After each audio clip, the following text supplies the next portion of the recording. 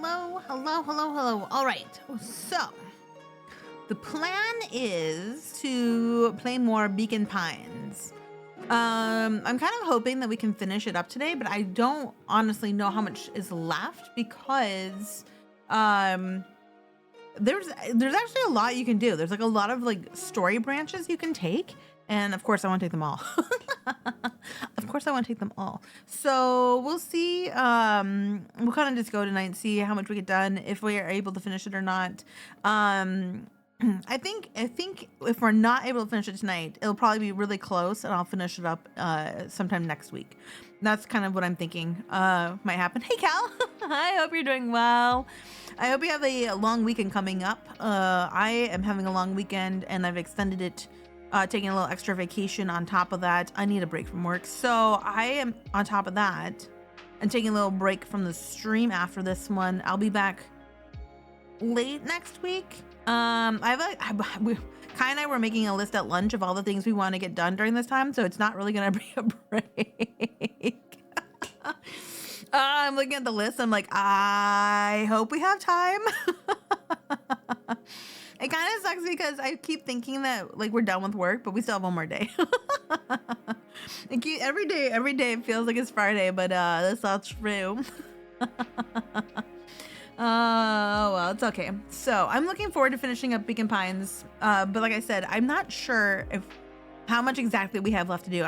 This is intriguing, and I'm really enjoying it. It's super cute, and I like the unfortunate events that always occur until we find the one right path. Like there's like one path that won't end in disaster for us. It's a really cute idea. I like it.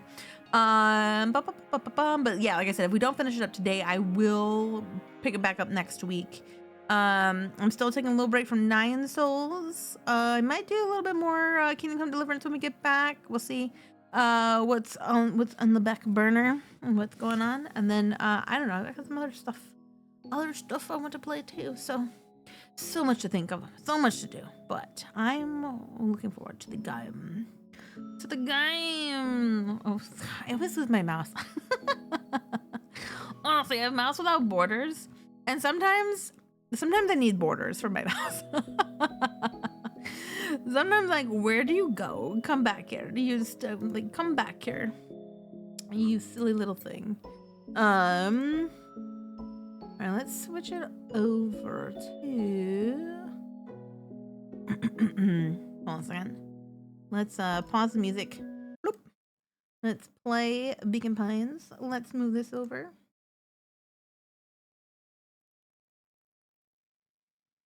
Oh, that's right. I had a different game capture. There we go. And then I gotta get out of the way. Hey, Nabu! Whoa to you as well. I hope you also have a long weekend coming up and take advantage of any holidays that there may or may not be. All right. Here we go. Did I use it? Maybe I did use a controller last time. I don't remember. A shockwave of cold tore through the room. A bitter, unfathomable chill. Oh, that's right. We got frozen to death. Before they could react, it encased them in ice. Two boys, reunited by friendship. Only to be cruelly separated by a malevolence beyond reason. We're just getting right into it. And so, our story ends on this melancholy scene.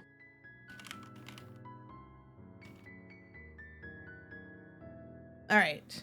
I did. Do something. Okay. In a silent treehouse turned statuary for the rest of time. The end. The end, but this is not the end. That can't be the that ending. can't be. I won't accept it. There are more endings, more possibilities. I can feel it. I know. We're just going to have to sort through them all until we find the one that fits. Yes. Okay. So we've done that one. We can do break there and go off that way, or we can do. There's two this way, so I'm kind of leaning to this one. I kind of want to know what the tickle does. Let's see what branch we get here. Beck took a deep breath and thought, well, it's time to burst out the tickle. All right. Well, time to bust out the tickles. And hopefully we don't disfigure him horribly. Hey, Tish, want to see something cool? Yep. Check it. Beck lunged forward and began to tickle under Tish's arms. Oh no, is Tish gonna get horribly disfigured? What the? Tish, is she tickling you? Yep. Yup. Yup. Tears began to form in Tish's eyes as she gasped for breath between gales of laughter. Beck redoubled her efforts until Tish finally had had enough. What just happened? She seems nice. Sorry for the interruption. I think you were just threatening us. Iggy's eyes darted around, a realization dawning on his face that he was now outnumbered. Get out of here, Iggy. I just remembered. I have somewhere to be. See you around, new kid. Iggy kicked at the puddle before making his escape. Oh no, now Beck's gonna get disfigured. Whoa. What a little creep. Beck, I think you got a little ooze in your hair. Beck shook the ooze out of her hair as best as she could. Is it bad? It depends what you were feeling about having a more matured, refined look. Oh God. Chapter 4. The Best Policy. Luca paused for a moment, catching his breath.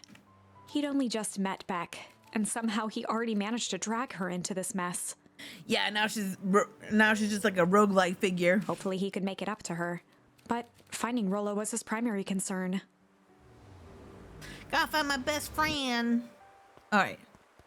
So we will look around. Oh, can I can't go that way. Okay, but I can go this. Oh, is it not letting me? No, no. Oh, I was able to go that way before, but no longer. Looks old. Yes. Okay, can't go that way. We can't touch the ooze ourselves. Luca, what the hell are you doing here? And why did a kid with gray hair just run past us in a panic? Roxy and Fitz looked drained. It was clear they'd spent all day searching. Oh, that's Beck. I don't care if she is. What happened? We were just helping look for Rollo. Luca, I need you to start telling me the truth. Roxy's temper could often be dismissed as the impatience of an older sibling. But that literally is the truth. But this was the most intense Luca had ever seen her. Her eyes were wild and unfocused, looking straight through Luca. We're running out of time. In a torrent of rambled words and tears, Luca broke down. Rollo and I weren't just playing in Leapwood yesterday. We were investigating lights at the old Valentine warehouse. But someone was there in a strange suit. And we hid in the dumpster and had a heavy bag dropped on us. And I think it was a body. And so we ran, but we got split up. And I ran home. And it's all my fault. And now my best friend may never come back. Wow.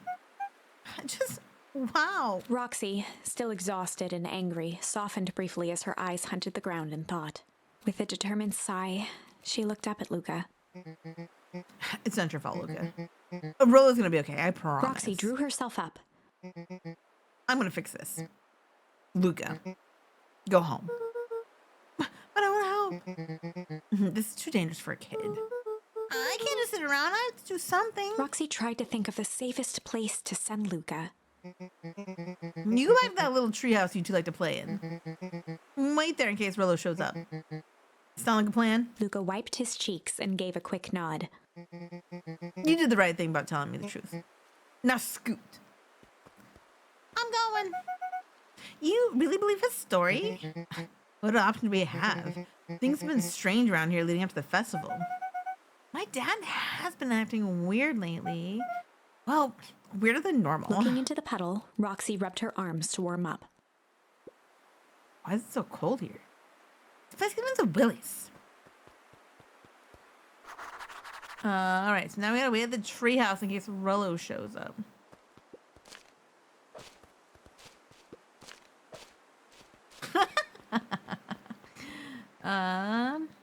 Nothing.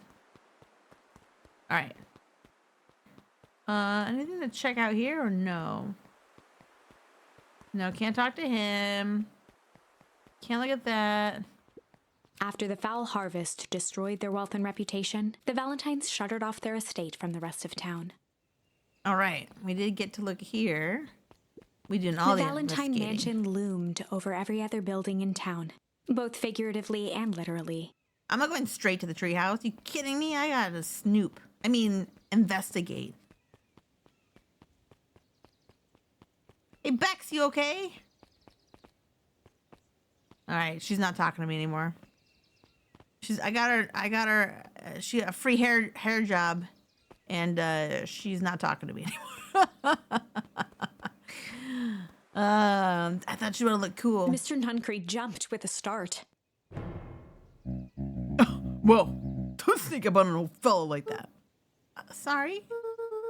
Who are you talking to? What? Luca motioned to the phone booth. Oh, no. I was just checking because I thought I heard it ringing. But the dang thing never does, of course. Yeah, I've never seen anyone use it, really. The whole thing's a waste of money, if you ask me. Any word from Rollo yet? Not yet. Long time for a boy to lose his way. Rollo knows his woods too well to get lost. I suppose you're right. Silly boy's antics have this whole town worried sick. Antics? What's up with this music? We all know Rollo likes to play his little pranks. It's like music is like starting to give me anxiety. You think this is a prank? What other possible explanation could there be? He's not playing a prank and he didn't get lost. Someone took him, I know it. How'd you know it? Unless. Luca, is there something else that you know? Mr. Nuncreed gently placed one of his substantial hands on Luca's shoulder. Dang it, boy. If there's something you know, something that could help your friend, you need to tell folks. Luca peered up at Mr. Nuncreed. Kind eyes warmed a stern face. I don't know. There was a deeper emotion hiding beneath it all. Yeah, but what emotion? It was subtle, but Luca could sense something eating away at him. There was a what lurking? Oh, interesting. There was a shame lurking behind those eyes. A deep sadness. If Mr. Nuncreed was that worried about Rollo, maybe he could help. That's not always a good thing. Yesterday, Rollo and I were messing around in the old Valentine warehouse. Mr. Nuncreed raised an eyebrow. Both of you? You were with Rollo when he went missing? Not exactly. I was hiding in the dumpster. The dumpster? What were you doing in there? At first, we were just looking around. And someone in a strange yellow suit came and dumped something on us. We both got scared and ran. That was the last I saw of him. You got scared by some garbage? Well, that's why you don't go skulking in someone's dumpster. But it wasn't garbage. I think it was a body. I'm sure it's just some trash. No, there was a name tag. It said Deep Engineering. Mr. Nuncreed's shoulders slumped. I wish you wouldn't have said that. A deep sigh bellowed from his chest. Why did you have to? I tried, Luca. God knows I tried to keep you safe. Luca attempted to take a step back, but Nuncreed's hand clamped down on his shoulder. But you Van Horns just can't help yourselves, can you? We were all so close to being done with this. With a firm shove, Nuncreed manhandled Luca into the phone booth. Not the phone booth! Into the phone booth. Oh, what are you doing? It's out of my hands now. The door latched shut with a mechanical hiss. Shit. No! As Luca pounded the glass, the floor dropped from under his feet. The inside of the phone booth was now a loose capsule plummeting at gravity's whim. Luca winced and pressed his hands to the walls. As he braced for impact, the capsule hurried to a surprisingly smooth stop. What? He felt a cold rush of air and opened his eyes with hesitance. Two large figures in hazmat suits occluded his view. Luca heard the deep, resigned voice of Mr. Nuncreed over an intercom. He knows too much. The end. Bye, Luca. Wait. No. This isn't the end. I know there's still much more. Somehow this went wrong. Okay, Again. let's try something else. All right, so we don't have any more shame. And those are all done. We can flight now for that. We can break this. Let's continue going over here. Where are we at? So now we can flight Luca instead. drew himself up and decided to take the only option they had left. He squinted down the barrel of the mission control defense cannon, aiming it through an opening in the dense tree branches. We know this is not a great tool, but He looked up with surprise as it struck true and taut. oh, I can't believe that worked. I think this version, I'm trying to see if his face is all messed up. I think Iggy's face is messed up in this version. Hey, Mr. Kerr. We'd love to hear your thoughts, but I'm afraid we have places to be. Come on, Iggy. See ya, jerks. Yeah, his face is fucked.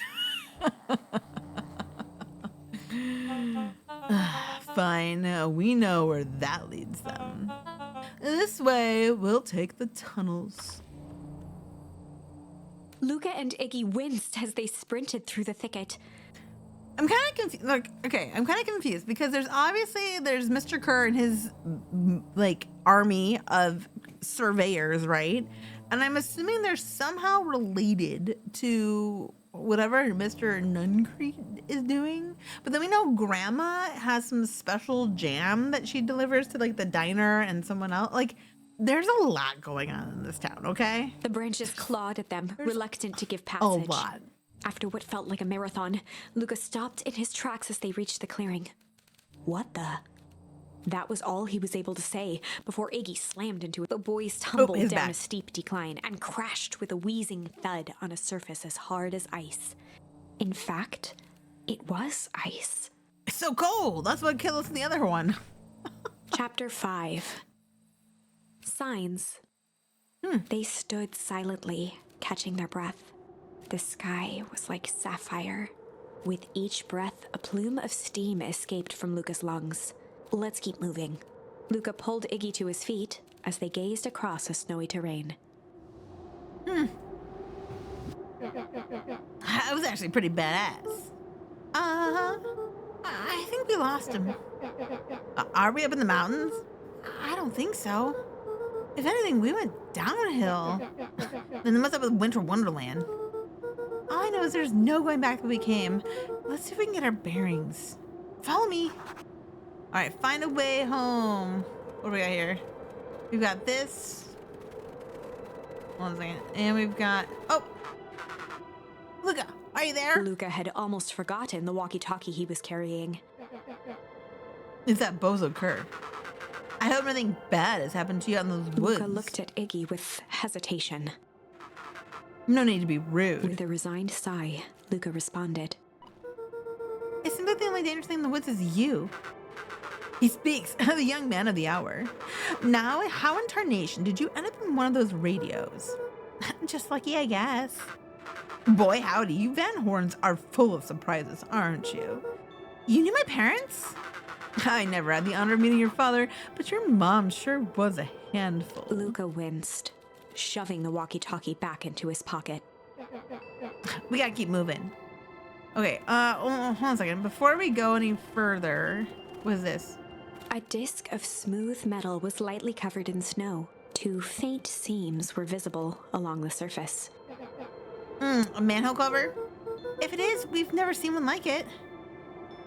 Okay, so... Oh! What's the readout? Said just above 258 Kelvin. That's a bit down from last time. Should we report this, Mr. Kerr? Meh, still within safe ranges. It may be spread now, but it's under control. Even a small nudge in the equilibrium could cause a cascade. Dude, relax. Just a few more sites to hit before we can punch out. Let's get this over with. I wonder if I should have kept going north, though. Whatever, it's fine. What's all this? Hard to say with all the snow. think it's a town sign. I can almost make out letters under there. What town could this even be? There couldn't be another town this deep into Weepwood. I'm looking at evidence to the contrary. Let's figure out what we're dealing with here. Step 1, Snow's gotta go. I'll see what I can do. Oh. In situations such as these, I find it best to chuck stuff first and ask questions later.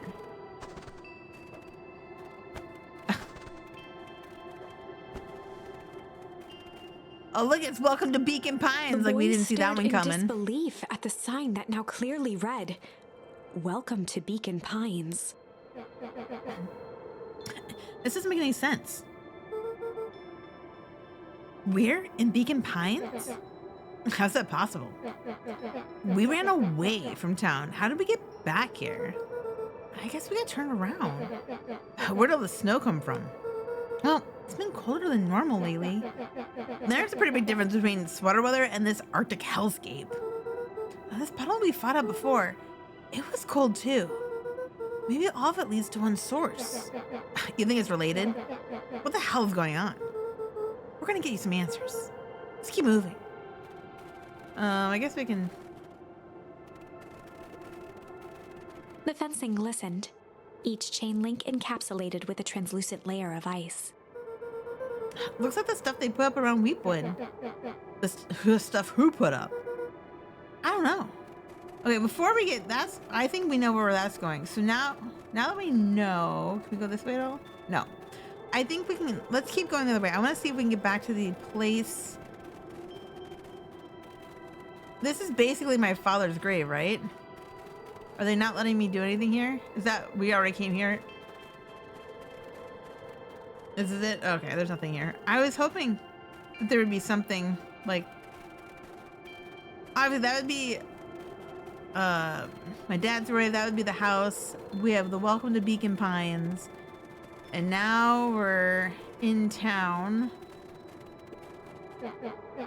It's all frozen. Looking down at the frozen stream, Luca could faintly see a school of minnows encased in the ice.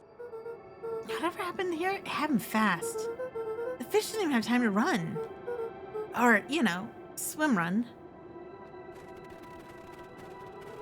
Anything else we can... Oh, wait, hold on a second. There's these toxic barrels down here. Stuff looks familiar to you. It looks like the brown near the puddle I shoved me into. Yeah. Okay, we found that.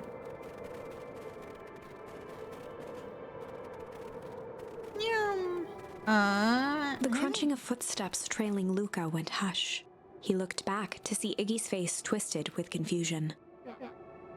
Everyone's gone. What? There's nothing here but more snow. There must be an explanation for all this. We have to keep looking. You can look all you want. I quit. Iggy, we have to keep going. You don't get it, do you? This isn't one of your pathetic Hank Atomic stories.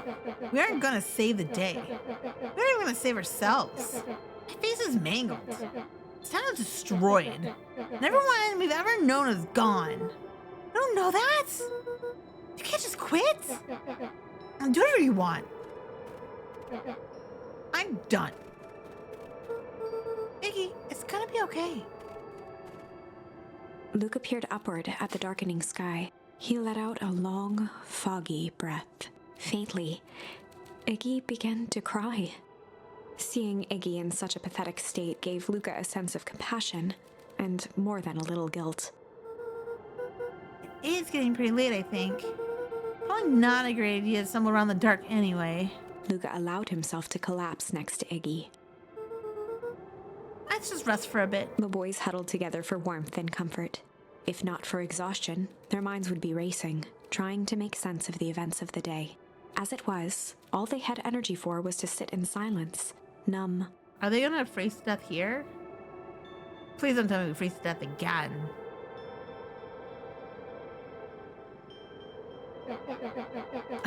The way the snow covered everything over, it's kind of calming. Yeah. I haven't had time to say it, but thanks. Huh? For getting us away from those creeps. I sort of froze up back there. Iggy, I should be the one apologizing. It all happened because I lost my temper. Now that's bullhocking. First of all, you didn't know what gunk would do. You didn't, right? Of course not. And second, stop with this baloney about losing your temper. But I did lose my temper. Iggy motioned sarcastically to his half-deformed face. Obviously. But that's exactly what you should have done. Huh? Huh? I was being a horse's ass. You were supposed to be a horse's ass in response. That's how it works. I'm having a hard time following. You wanted me to fight you? Of course. Geez, you goody-goody types take forever to understand the very basic point. Why would you go around saying cruel things to get in a fight? Iggy shrugged. It's something we do. You're an asshole because you're bored? Sometimes I just feel empty. You won't understand. You and Rilla are always having a blast together. Laughing and calling the Dinsky little treehouse mission control. Iggy now wept. Oh, perfect little Luca Van Horn with his perfect little life. My life is not perfect. Everybody in town likes you. Not everybody. Oh, hell, that new girl hasn't even unpacked and she already likes you. You have Tish. He wiped his nose with a sleeve. I love Tish. Tish is great. She ain't exactly the world's greatest conversationalist, you know. Luca gave a warm chuckle.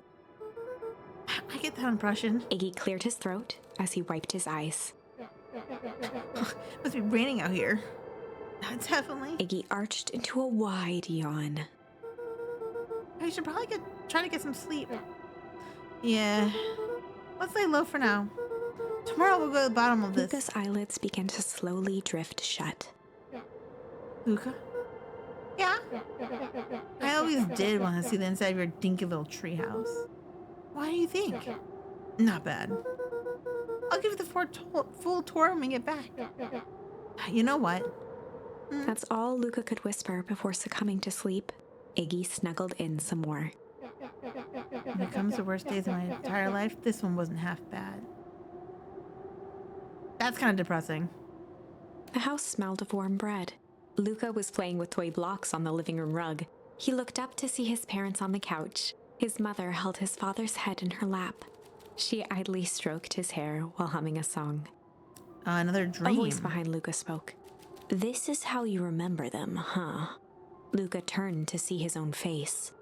The doppelganger from his dreams, still clad in a yellow hazmat suit, still carrying a look of disdain behind empty eyes. Aww, look at this perfectly cozy scene. You know it wasn't really like this. What? The figure picked up a toy block and inspected it. It's amazing the facades that one can build given the right materials. What is going on here? Not that I blame us. These are a child's memories, all warm and fuzzy. You don't remember, do you? Luca snatched the block from the figure's yellow-gloved hand. Remember what? Yeah, that's what I want to know. The doppelganger pointed to the couch. The last day we saw him alive. Dad? The day he chose to abandon us. Luca turned to look at his father, still lounging on the couch. That's not true. He didn't abandon us. The doppelganger waved his hand dismissively. Everything is true here. It's just a matter of what we choose to see. Well, let me show you. The world flickered and pulsed. Ominous. Luca was sitting next to his bed, listening to his heartbeat with one of his dad's stethoscopes. The doppelganger limped into the room. Now, we both know that's not how this went. He grabbed Luca's hand and guided the stethoscope to the floor. What? Also, why is adult Luca limping? I mean, I've got questions. Luca heard muffled shouting, brought close by the stethoscope. It was his parents, fighting. Do you remember what we did next? Luca gave a slow nod and crept down the hall to peek through the banister. What? He could see the outline of his mother at the bottom of the stairs. Damn it, Walt. We can't afford to get involved in this. She was scared. His father stepped forward. What am I supposed to do? Just watch? There's a sickness in this town, and we both know who's behind it. I swore an oath to help people. I won't turn my back on them. Luca's mother grabbed Walt. She was crying, pleading. I can't lose you. Walt calmly removed Eleanor's hand from his shoulder. What's right is right, and what's wrong is wrong. I could never live with myself if I let Sharper get away with this. Eleanor raised her voice. Spare me your bullshit platitudes. What about our son? Luca flinched, dropping the stethoscope down the stairs. Walt turned with a panicked smile. Luca, is that you, buddy? With tears in his eyes, Luca descended the stairs. Mom? Dad? What's going on? That's what we all want to know. What's going on? Walt dropped to a knee to meet Luca eye to eye. Nothing, buckaroo. Your mom and I just got a little overexcited is all. Luca placed the stethoscope against his father's chest. His heart was racing. It sounded like you were going somewhere. Walt gently removed the device from Luca's ears. Listen to me, Luca. I have some business to take care of. I'll be back in time to tuck you in. Luca hugged his father tightly. Promise? Yeah, that's what they all say. Walt stood up and walked to the door. No promise. He glanced over his shoulder. I promise. Oh no, you lied. Liar, liar. With a wink and a grin, he put on his hat and strode out into the evening sun. A figure approached soundlessly from the foggy snowfall. Who's this? It stood above them, lingering in contemplation. Slowly raising one hand above Iggy, it snapped out 2 brisk raps on his head. From a deep slumber, Iggy sprang up defensively. Get your hands off me. Whether it was the calming presence or the recognition that he was not in danger, Iggy felt his clenched fists lower. Just what do you think you're doing? Luca looked up, gradually remembering his whereabouts. The figure exhaled a cloud of warm vapor. You two certainly have caused a lot of commotion. What's that supposed to mean? Take it easy, Iggy. We were asleep minding our own business when you're the one running around knocking on people's heads. I'm sorry if I hurt you, Iggy. You didn't hurt nobody. Anybody. Huh? Oh, I see. You think you're better than me. When it came to complete strangers, Iggy had trouble cobbling together an insult. You big-headed, scarfy-necked furball. Okay, let's lower the temperature a bit here. Interesting choice of words. I mean, let's just all calm down. Who are you? A friend? An observer? A hitchhiker on the infinite expanse of possibility? Great. How about a name? If you must call me something, you can call me Nat. Iggy huffed with gratification. How about you make like a gnat and buzz off? Very well. Nat began to turn away indifferently. Wait, do you live here? You might say that. So you know where we are? You also might say that. Oh, look, pal, we just want to find a safe way out of here. You gonna help us or not? Before knowing how to leave, one must know where they are. All right, that does it. Look, I don't know about you. Now I'm gonna get out of here one way or another. Iggy turned sharply and began to stomp off. Enough the riddles. Iggy, wait up. Realizing he'd worn their patience then, Nat relented. Very well. I suppose this isn't time for metaphors. I'll show you how to get back home. Luca and Iggy turned around with hope in their eyes. This is an interesting turn. Come here. I didn't expect anyone new to show up. Nat took a deep breath in. Close your eyes. Nat exhaled slowly, then snapped his fingers. Okay, open them. For a brief moment, Luca and Iggy let themselves believe that some great magic was about to unfold, until they opened their eyes and found themselves in the exact same place, cold and disheartened. This is your home. This is Beacon Pines. Look, Nat, we don't know how we got here. Maybe we stumbled through some time travel gate in Weep Wood? Are we teleported to some alternate universe? Or is this all just some cruel experiment by Kurt and his goons? No, this is not our home. You're inching closer to the truth. Alas, the reality is much less fanciful. Just give it to us straight. So be it. As I said, this is Beacon Pines. The original true Beacon Pines. Oh, that's Find the Way Home. Interesting. You both grew up here. But the town you've called your home for the past several years is Replica. A remarkable achievement of engineering, to be fair. But a replica nonetheless. That's impossible. It's too much work. You need a whole town to replicate a whole town. Indeed, while such a feat would require immense labor of power, that which could be removed would be moved. That which could not would require a precise duplicate.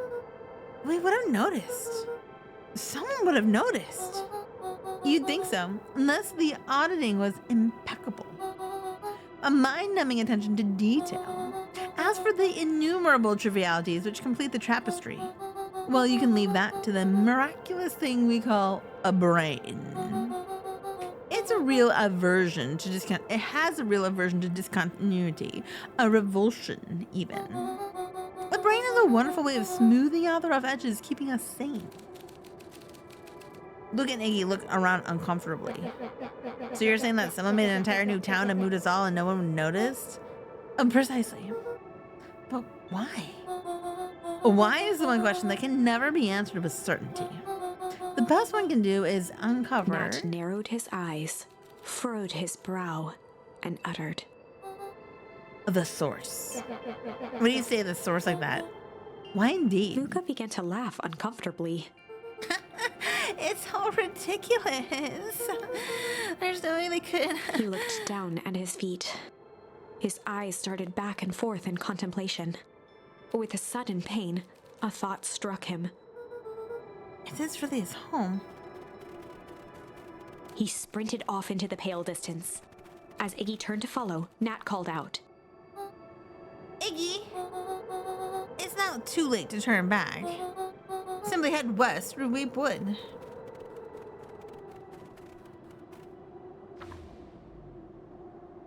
Chapter 6. The Source. The Source. Nat expressed his sympathy with a shrug and sauntered off as unassumingly as he'd arrived. He'd given Luca and Iggy what they needed, and nothing more.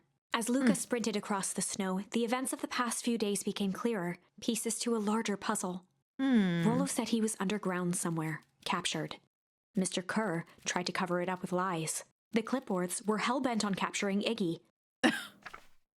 It all seemed to point to perennial harvest. But right now, there was one thing that Luca needed to know. One thing. Back at Dad's gravesite. Luca stopped dead in his tracks. The tree was gone, uprooted and moved, leaving a raw gash in the earth. He dropped to his knees and dug wildly at the cold snow. His numb hands hit something hard, a headstone. A dry whisper escaped Luca's lips. You're here. All this time I thought I was visiting you. But you've been here, alone in the snow. And Dad, I'm so sorry. They ruined your favorite spot in the whole world. Our favorite spot in the whole world. Dad, what do I do? There was no reply, just snow-covered silence. Why do you give me a slip like that? What if I couldn't find you, you jerk? Iggy finally noticed the tears welling in Luca's eyes and the snow-covered grave. Oh. Iggy, they stole his tree, Iggy. Yikes. Suddenly, they heard the crunch of approaching footsteps in the snow. We gotta hide.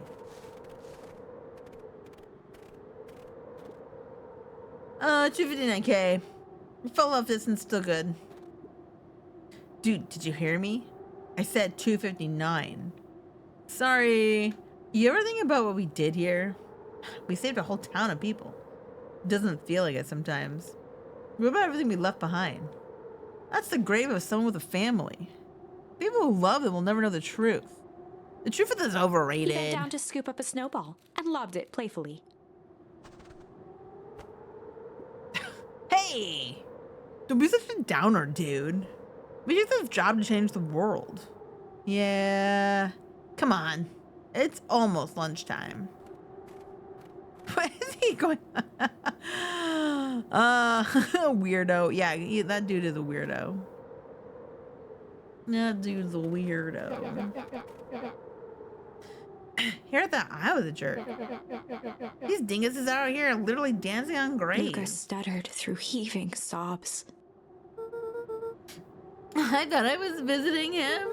I thought he was with me. I'm not gonna lie, that's a bad break. Here's some Iggy advice. gave Luca a solid smack on the back of his head. Hey! Who's any of this helping? What?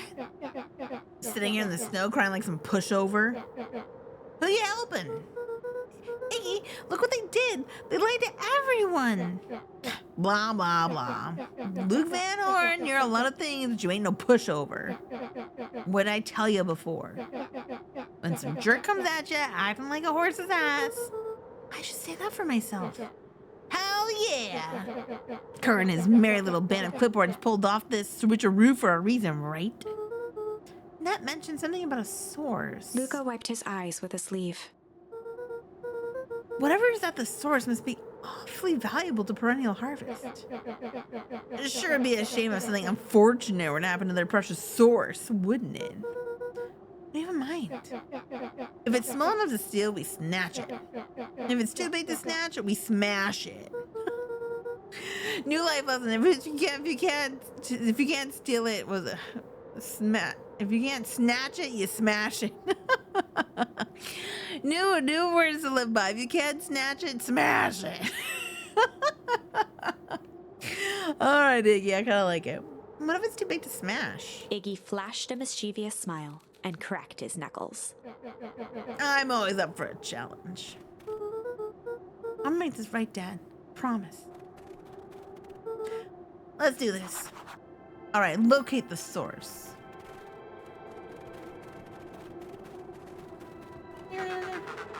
It's awfully cold in those woods, Luca. Probably best you two stay put and conserve your energy. Help's on the way. Where's Rolo? Where's my mom? Did you kill her? No, heavens no. Do I seem like a killer to you? Iggy and Luca shared a skeptical look. Oh, well, do I? Oh, shucks, now that hurts my feelings. Screw that guy. I am.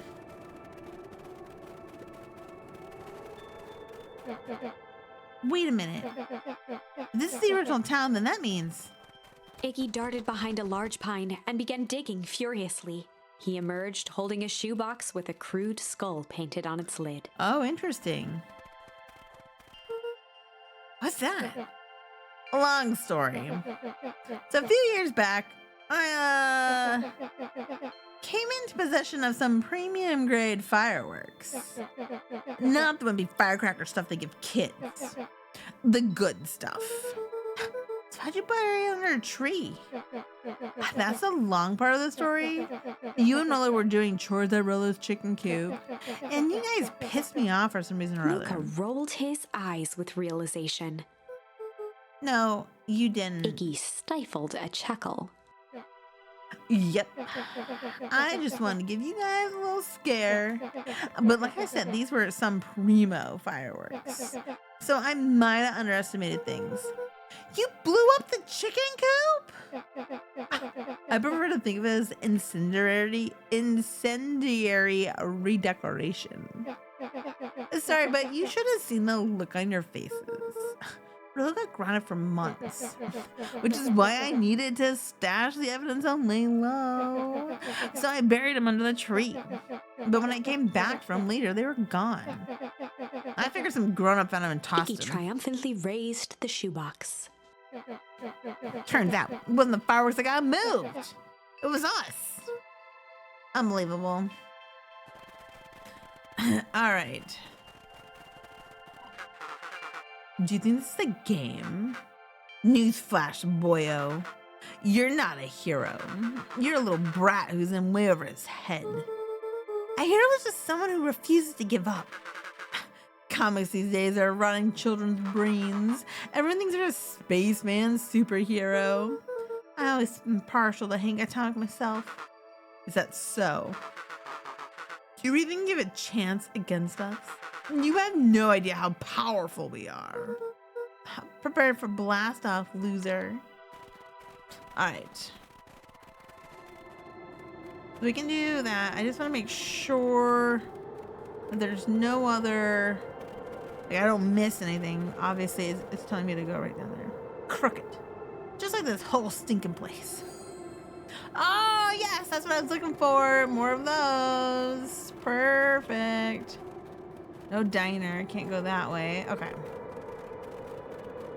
So it looks like they basically got everything blocked off except this. Okay.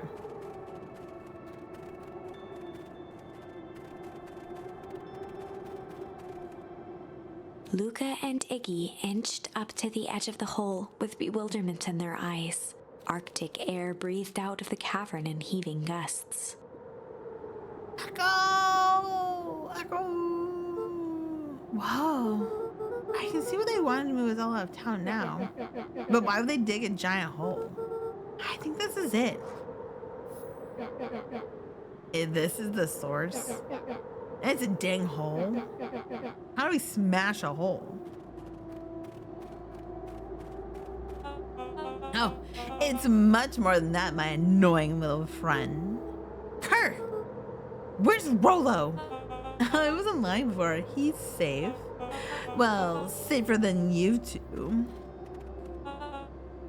Drat, it's cold. You just had to drag me all this way out here, didn't you? Mr. Kerr gazed down the abyss in contemplation. It's really is something, isn't it? What do you do to our town? What is all of this?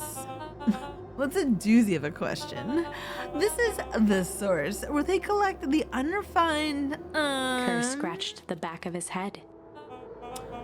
Honestly, boys, I don't understand any of this well except to explain it. The fact of the matter is, I'm not paid to know. What do you mean you don't know? Ain't you in charge? Oh, heavens, no. My role is merely to flash a winning smile and manage various complications. Complications like us? You are a smart boy. His face contorted into a saccharine grin. It really is nothing personal. Some people are destined to strive for greatness, and others are simple obstacles along the way.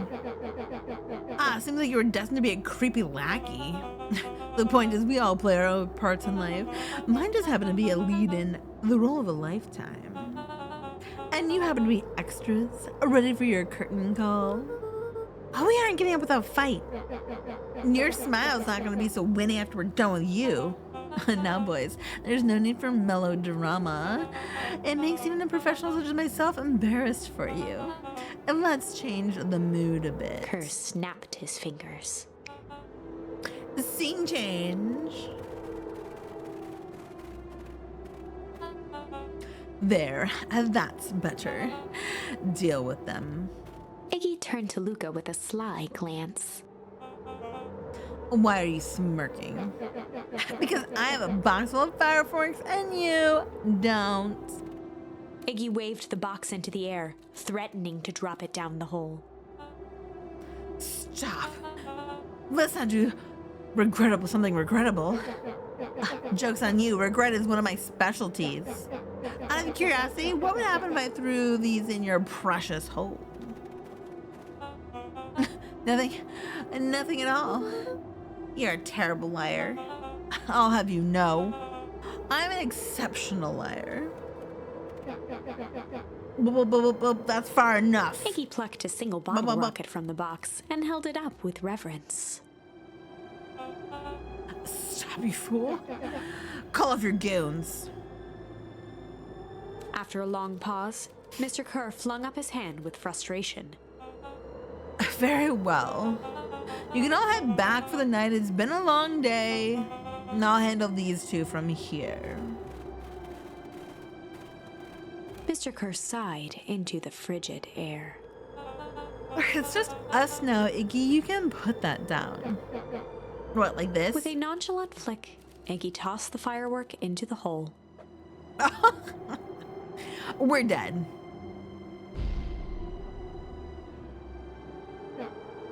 Ooh. Whoa. With a growl, Kerr leapt at Iggy, crashing through Luca. Oh Iggy no! tried to twist away, but in the struggle they both tumbled over the side. Luca dove forward, bracing Iggy's hand just before it slipped. His grip was made precarious by the cold, wet snow. He could see Kerr further down, clinging to Iggy's coat. You reckless child! What have you done? Luca, listen to me. I'll hold on tight and use the walkie-talkie to call them back. What channel do I use? It doesn't make a damn difference. They're always listening. If you do that, the clipboards will just haul us up and snag us both. The only way to get out of this is if Kerr's out of the picture. Just let go and save yourself. If he lets go, we both die. I don't want to die, but seeing that look on your face almost makes it worth it. Mr. Kerr, you've had a long life. Why don't you actually do something selfless and just let go? Mr. Kerr gasped with insult. Long life? I'll have you know, I can still play 25.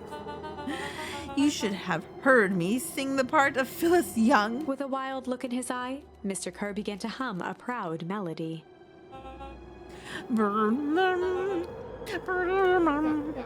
Wow, can you believe this guy? Luca's hand began to cramp. His voice began to crack. Kerr, just let go. No, can do. If you want to save your friend, you'll have to save me too. Luca, look at me. It's okay. Luca felt Iggy loosen his grasp. You're gonna kill your friend like that, are you? Every muscle in Luca's body burned. I'm not his friend. Yes, you are. Nah, I'm just a no-good bully. Like you, Kerr. Iggy, no. Luca felt his hand slipping. As I told you what you need to do with bullies. Oh, and I told you what you need to do with bullies. I can't. It's your only way out of this mess. Two birds with one stone. It makes sense for us to fall together. Wackadoos travel in packs. Calm settled over Iggy's face. Luca, let me do this. Iggy's voice was colder than the bitter air billowing from the chasm. Let me do the right thing for once. Luca had no choice but to blank Iggy's request.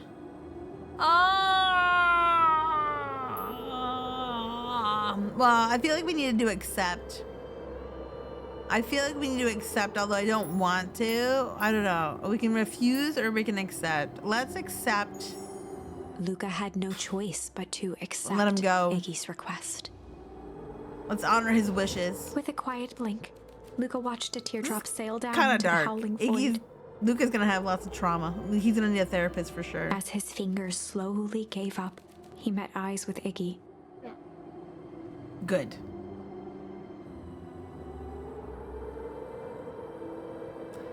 Oh, The two boy. silhouettes were swallowed by darkness. Darkness. Oh, the fireworks!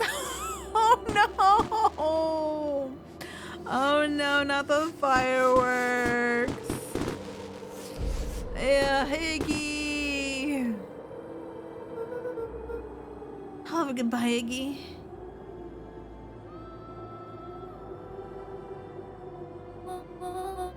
Luca, you should really step back. What? Quickly.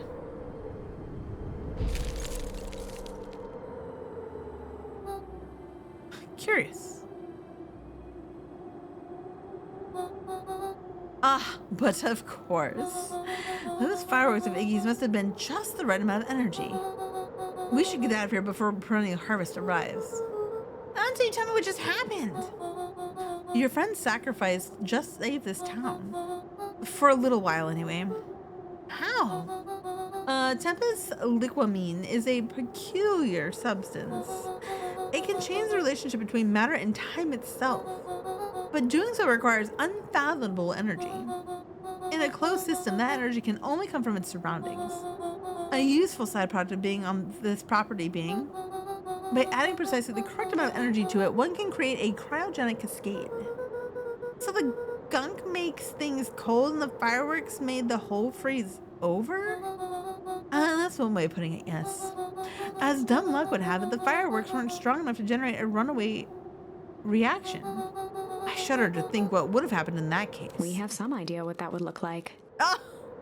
Oh, that's when we got frozen. Oh, because there was that explosion and then I see. It will take them a good while to safely break through and access the source again. If you know this, why haven't you been helping? I have been, in my way. Each of us has our role to play.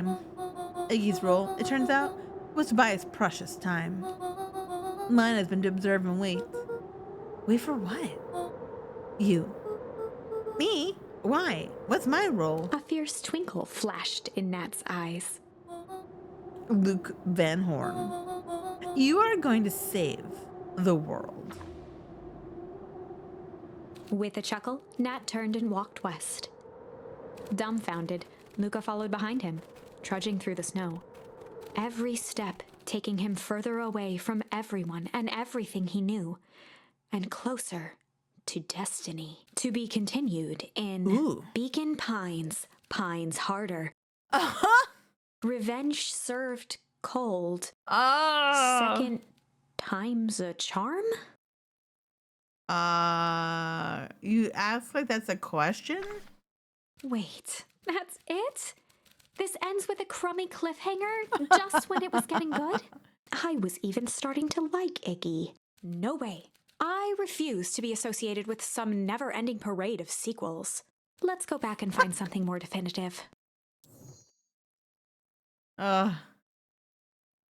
It's a whole thing. Oh my goodness. So we can refuse or accept. We've done all of those. All good. We have only one thing for here. Oh, I wonder. Honestly, we might have to go back.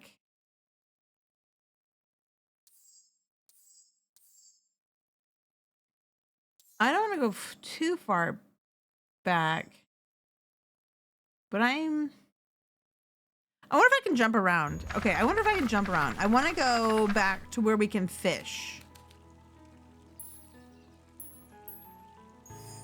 In the past, he found the best way to deal with an enraged Roxy I think was I can to do be a this. little chill.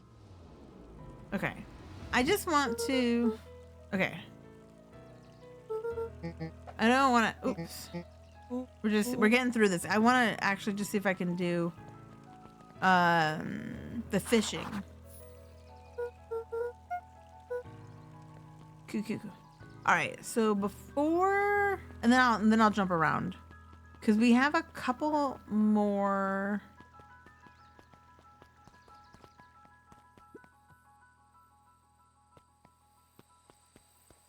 A couple more things. Yeah, here we go. Crooked. Luca tied a bent nail onto the line.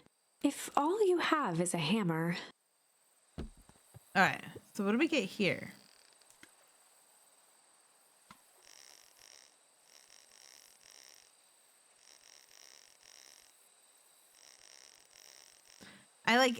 You can break your line, which is kind of annoying because it's like there's never any actual fish.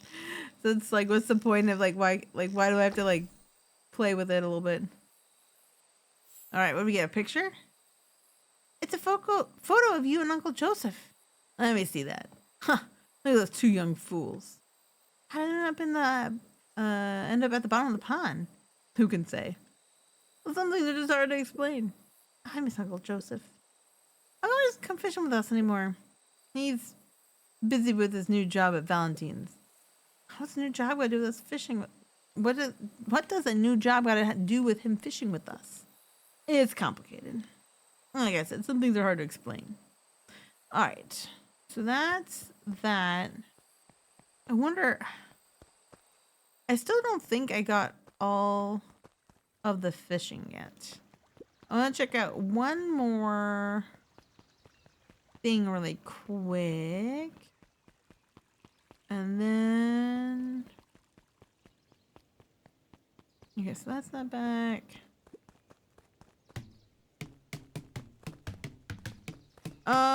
I know. Cute little fishing rod. All right, we got enough. Nice.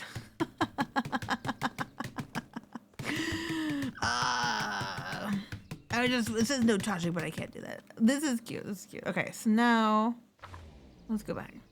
I hope you're doing well today. Thanks for coming in. And we got I don't think the smack is gonna help us with the fishing. We have refuse, shame. All right, let's just go check it out really quick. I would just hate to miss anything. I would just hate to miss something.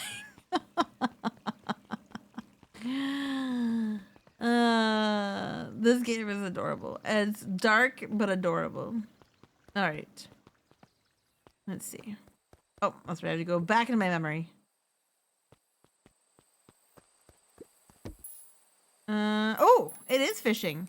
Interesting. Luca stuck a toy stretchy hand onto the hook. Those things always get dirty anyway. What? Really? Wow.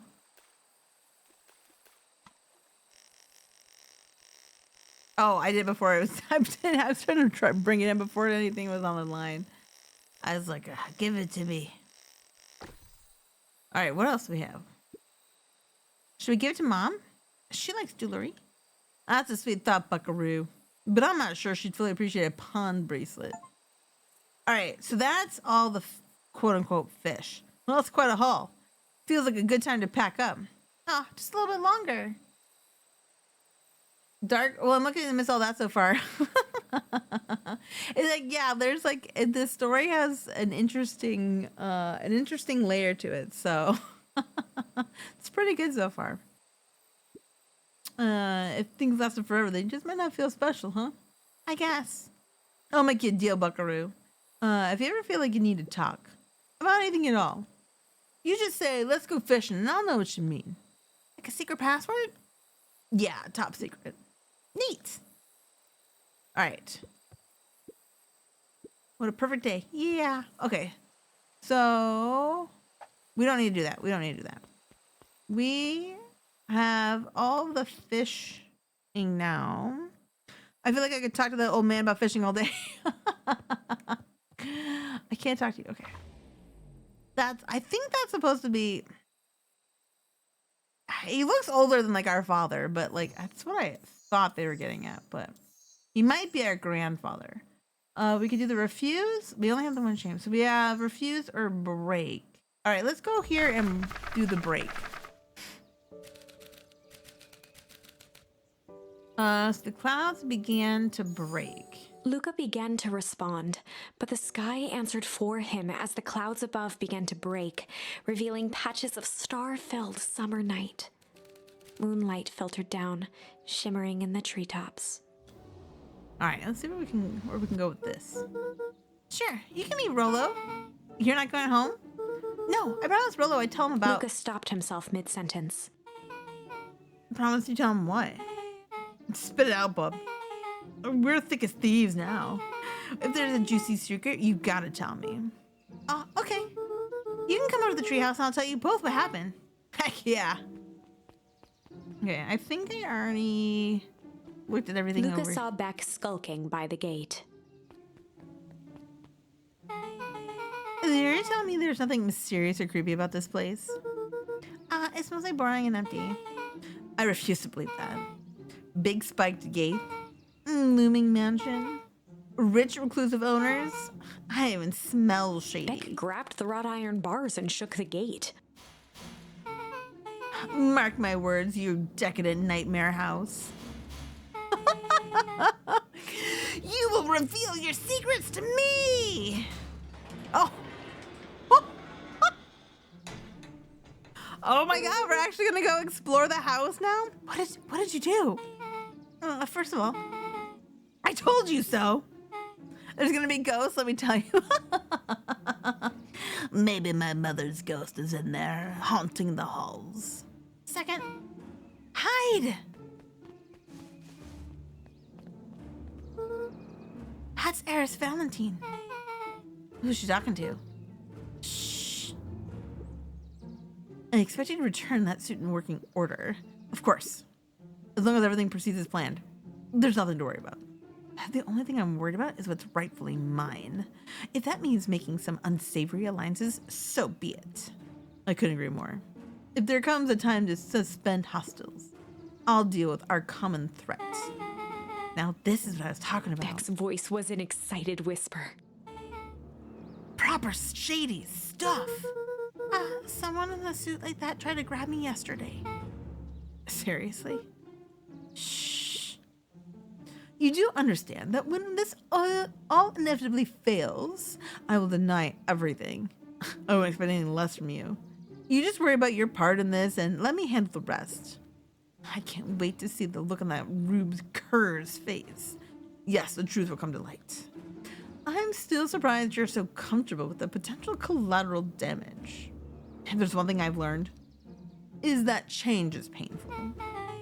Wow, I was expecting shady stuff. I'm all for it. But that's just flat out super villain talk. If you don't mind me asking, why?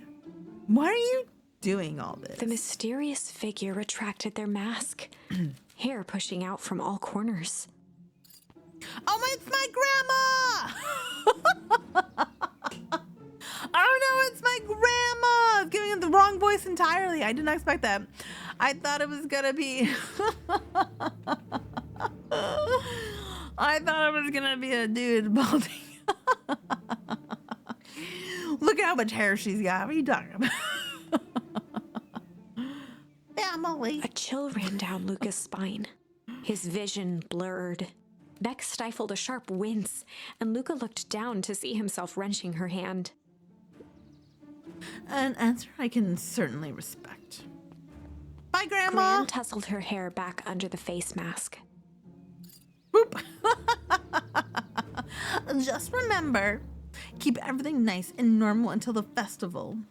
I don't need lessons in arousing suspicion. Gran gave Eris a curt nod and disappeared into the night. Bye, Grandma. No wonder you're never around. No wonder you're never around, Grandma. Chapter 5. We gotta go find What Rolo. big ears you have. Oh, they went there. They Luca went there. sat shivering in the bushes, staring at his feet. After checking to make sure the coast was clear, Beck gave him a gentle tug on his sweater.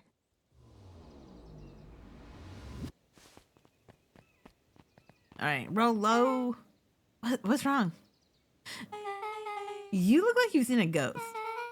Why are you so scared of that old lady in a hazmat suit? That was my gran. That was your gran? Yeah. Oh, okay, well, I'm sure there's a perfectly reasonable explanation for all this. Let's just get to the treehouse and figure things out there. Lead the way. All right, we still have to meet up with Rolo. The Valentine mansion loomed, both figuratively and literally. All right, it said that like 4 times. All right. After the foul harvest destroyed, the Valentines shuttered off their... Okay. Stop telling me the same things. All right, we are going... For the last time, there's nothing to worry about. Of course, we're not The worried. clipboard finished writing with a scratchy flourish and looked up. Just dotting our I's and crossing our T's. Well, maybe try minding your P's and Q's. Mr. Nuncreed, arms crossed over his paunch, gave an exhausted sigh. If there's anything you need knowing, you'll know it. Absolutely. If you'll just sign here acknowledging everything is accurate, we'll be out of your hair in a flash. For the love of... He snatched the pad and scribbled his name so hard the pen nearly snapped. There. And would you like my eternal soul as well? The clipboards looked at each other for a moment, almost pondering the possibility, then broke into laughter as they walked away.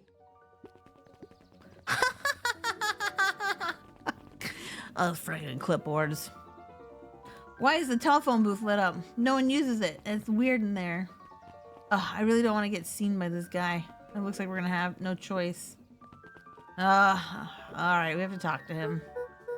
Hi, Mr. Nuncreed. Luca, let me get you some advice. The next time someone you know, the next time someone you don't know asks to hear your thoughts, give him a good hard bop right in the kisser. Oh, Gran tells me just to keep away from the clipboards. That's good. That's good. Your Gran is a smart lady, Luca. Speaking of which, you better run along home now. It's too dark out to be wandering on your own. All right, Mr. Weirdo. Everything's closed. We're leaving. Ooh. The coffee shop workers are still out there. No one's down here. There's supposed to be, I think, a way to kick. I haven't found that out. Okay, it's fine.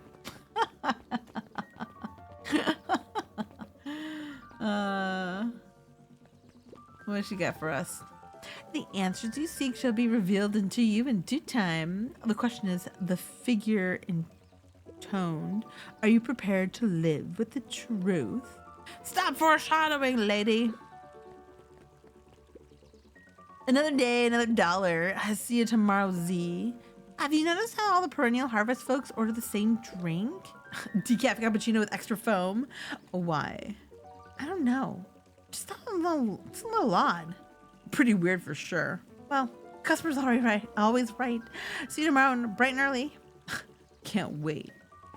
Yeah. Everyone's so happy. Probably nothing up top, but let's just give it a check anyway. I've been out to the deli. Gotta get a tree house. Okay. I guess that's takes care of that question. Same with this one. Oh no, we can still go here. Okay. Oh, that's right. We have oh, okay. I'm gonna have to go back during the day and make sure, because I'm sure I've got things now for more recipes. So we'll have to make sure that we can get to that.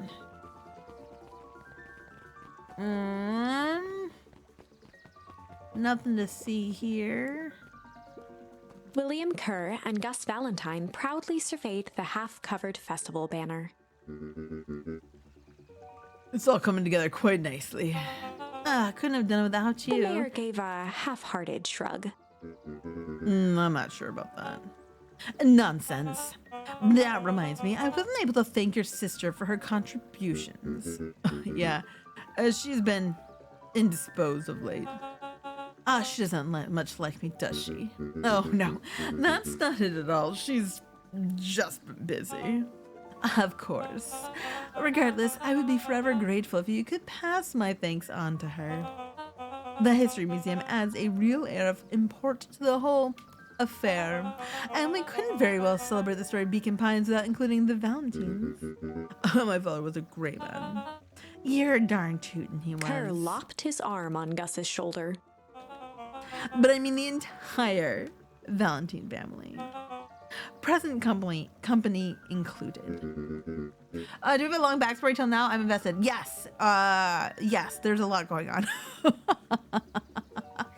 The founding, supposedly, the Valentine's family is like one of the founding families here, and they were, they had like all the money basically, and they were like the most important until something happened. I think I don't know if they're in fertilizer or something like that.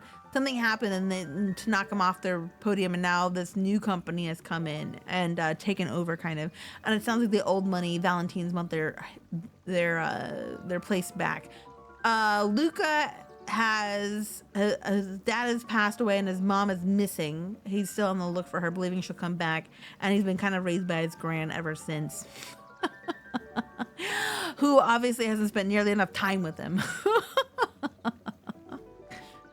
Can I ask you something, Mr. Kerr? Call me William. Ask away. William, why are you doing all this? Gosh, I never felt one needed a compelling reason to throw a party. No, not just the festival. all of this. There's gotta be hundreds down on their luck towns out there. Why is Perennial Harvest so invested in helping Beacon Pines? Perennial Harvest is the new company that's come in. That's kind of taken the Valentines out. You know what I love most about the agricultural business? Seeds. Seeds. Yep, little bundles of potential. With a glimmer in his eye, Kurt gestured grandly toward the horizon. You treat a seed right, nurture it, feed it, and it can grow into something truly special. You see potential here? Undoubtedly, the seeds of greatness is already under our feet. All it needs is a little nudge. And the right leadership, of course. Oh. Good night, Mayor Valentine. We don't like her. Kurt's Kurt's something else. Alright, so he's done. I don't really... Yeah, okay. So let's go now. Oh, Beck, what are you doing? Oh, this is nice. Let's get to the tree house. Yeah, the tree house is just a little further on from here. So what's your buddy Rollo like? Rollo? He's Rollo. Seeds are the way for the future. If they do the seeds, Valentine does the fertilizer, we should grow a new seed into a tall sapling in no time. Not particularly helpful. Sorry, I've just never thought about it. Lots of energy. He's funny, even when he's trying not to be. Things have been tough for his family since the foul harvest. And it's about damn time you tell me what this foul harvest thingy is. We still haven't gotten a good idea exactly what happened during the foul harvest, but the foul harvest is like when everything started to go bad for the town, basically. It's kind of a long story. Hit me with the highlights. Okay. There used to be a fertilizer company here called Valentine's. They were kind of a big deal. Ooh, big deal fertilizer. It wasn't a big deal to us. Their stuff really worked. Farmers loved it. So Valentine's grew and grew, and Beacon Pines pretty much grew around him. And most everyone in the town either worked for a sharper Valentine or used his fertilizer. Things were good. I'm sensing a big but. Around 6 years ago, Sharper Valentine suddenly died. And something changed. Changed how? Could have been a bad batch. Maybe it was in the water or air or soil. Nobody knows. But all the crops died. And everyone blamed the Valentines. The foul harvest. Yeah. Valentine's fertilizer went out of business. Half the town lost their jobs. Sheesh. The next year the crops came back, but something was different. But it was the ghost in the mansion. They did it. They did Sharper Valentine in. The ghost of Christmas past has come back to take his revenge.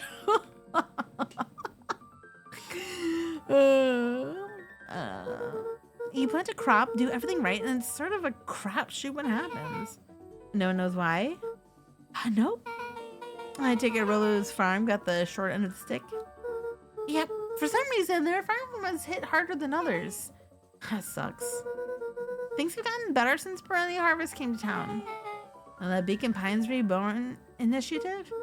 Yep, the first thing they did was give the town a deep scrub. They even put us up in hotels, one town over for a week while they decontaminated the groundwater.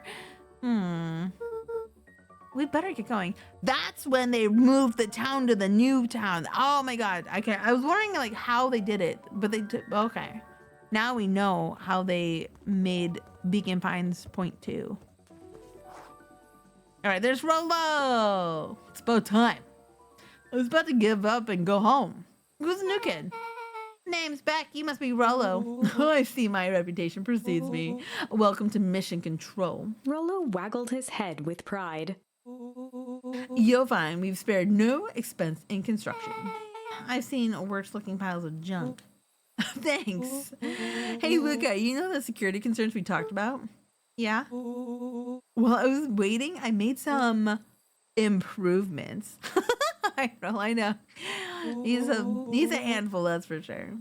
Let me lock this baby down for a little test infiltration. Can't be too safe these days. All right.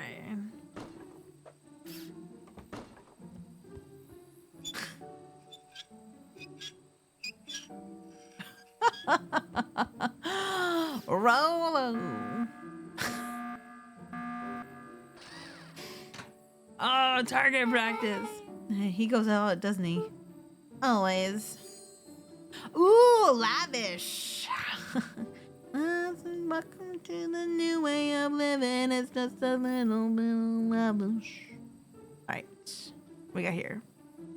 Can I move yet? Okay, I can't move. Rolo, oh, Rolo. Oh, here we go. Here we go. We gotta.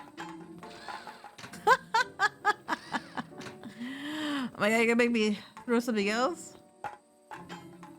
Oh, good enough. We got it. We got it. Rolo's such a shut-in, rolling the stairs up from front of Cass. What a true introvert. What a true introvert. Oh, there. There we go. Give me another can.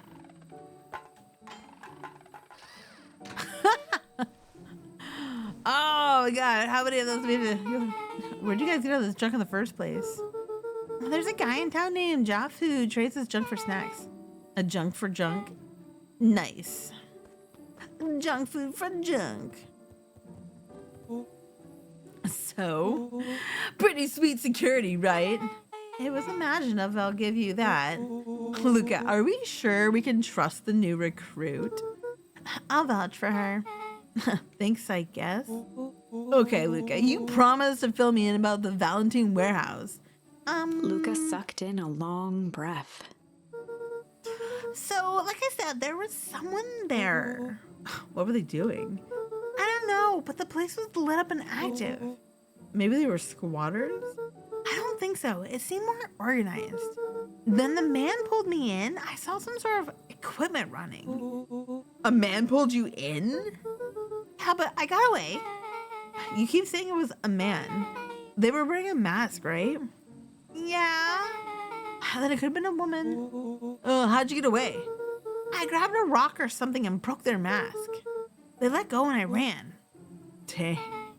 That's intense. No wonder you freaked out when you saw your grandma. Yeah, that's the other part. On the way out here, Beck and I saw Ares Valentine meeting with Gran, wearing the same sort of hazmat suit. Rolo let out a low whistle. And they weren't there for idle chit-chat. It was a proper clandestine meetup. So let me get this straight. There's an operation in full swing at the Valentine warehouse. We're almost abducted by a strange man or woman in a protective suit. And then you saw your gran in the same suit talking to Ares Valentine?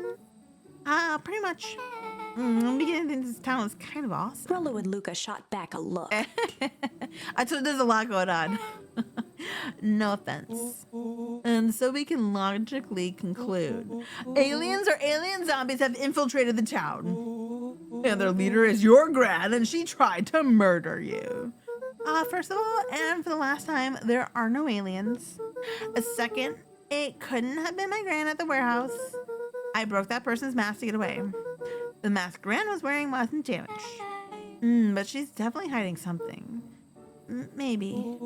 Your Gran is weird, but she might be the most boring person in the universe. Alien zombies have infiltrated, I know. I don't think he's quite wrong. All she does is sit around all day making jam. What could she possibly have to hide? I don't know. We haven't talked much since she moved in. Moved in? Your Gran isn't from here? No, she came a few months back and to take care of me after his mom went missing.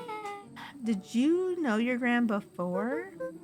Not really. No, exactly. Gran is weirdo. It's been years since I'd seen her. Luca, don't take this the wrong way, but are we sure your Gran is on the up and up? Luca gazed out the window. Existential crisis for Luca! I'm just saying, it sounds like strange stuff has been happening since she showed up. We could say the same thing about your family, but you're right. Your Luca, your Gran is hiding something. And Pa always said, folks only bury stuff worth digging up. We need to investigate your house. If my Gran really is hiding something, don't you think I would have noticed by now? That's kind of the whole point of hiding something. I I guess you're right. Gran's been leaving this house for hours at a time this week. I'll call you two tomorrow when the coast is clear. Then we can start getting to the bottom of this. I'm always game for a good snoop. You can count me in. All right. Very good. Chapter 6. Secret Lair. Secret lair. Summer forged ahead, but the nights only seemed to grow colder.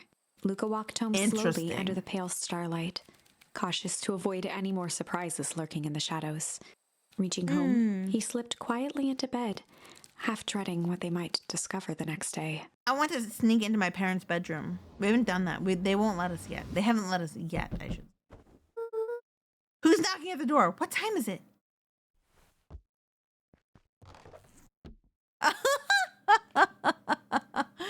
We gotta put our little sweater on for the day. Nice. Hold on. You didn't even give me time to check out my own room, much less anything else. Okay. Whoever at the door is very insistent on coming in. I'm just making sure I don't miss anything.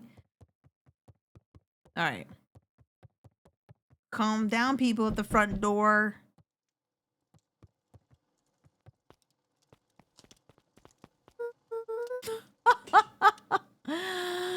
Better not let the aliens in. I know.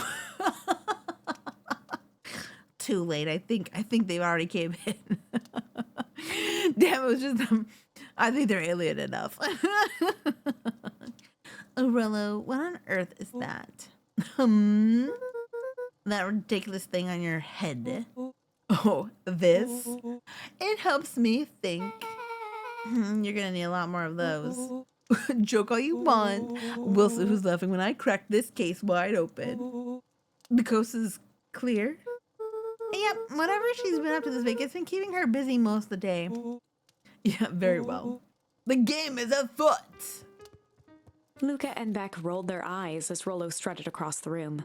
If I were Gran, where would I hide my deepest, darkest secrets? Perhaps where you might least expect it.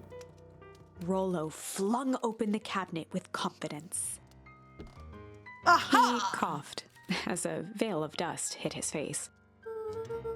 I think it's safe to assume anything that dusty is the one we're looking for. Or maybe that's what she wants you to think. Then again, any good detective knows not to trust their first hunch. First hunches are for suckers.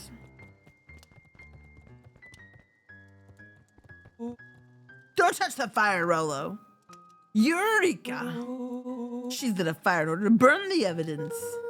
She keeps that fire going every day, Rollo. Drat. May already be too late. Just thinking of the mounds of documents lost to ash. Okay. I'm gonna stop you right there. Can we just think for a moment? Luca, is there anywhere Gran doesn't want you to go? Yeah. The closet upstairs. So maybe it stands to reason that we should check there first. No dice, it's locked.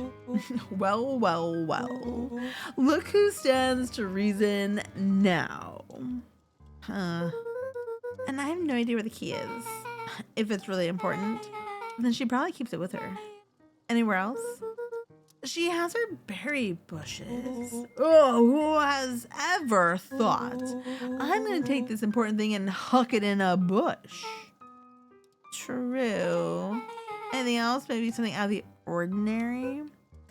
Well, she is always worried I'll break her fancy dishware in the kitchen.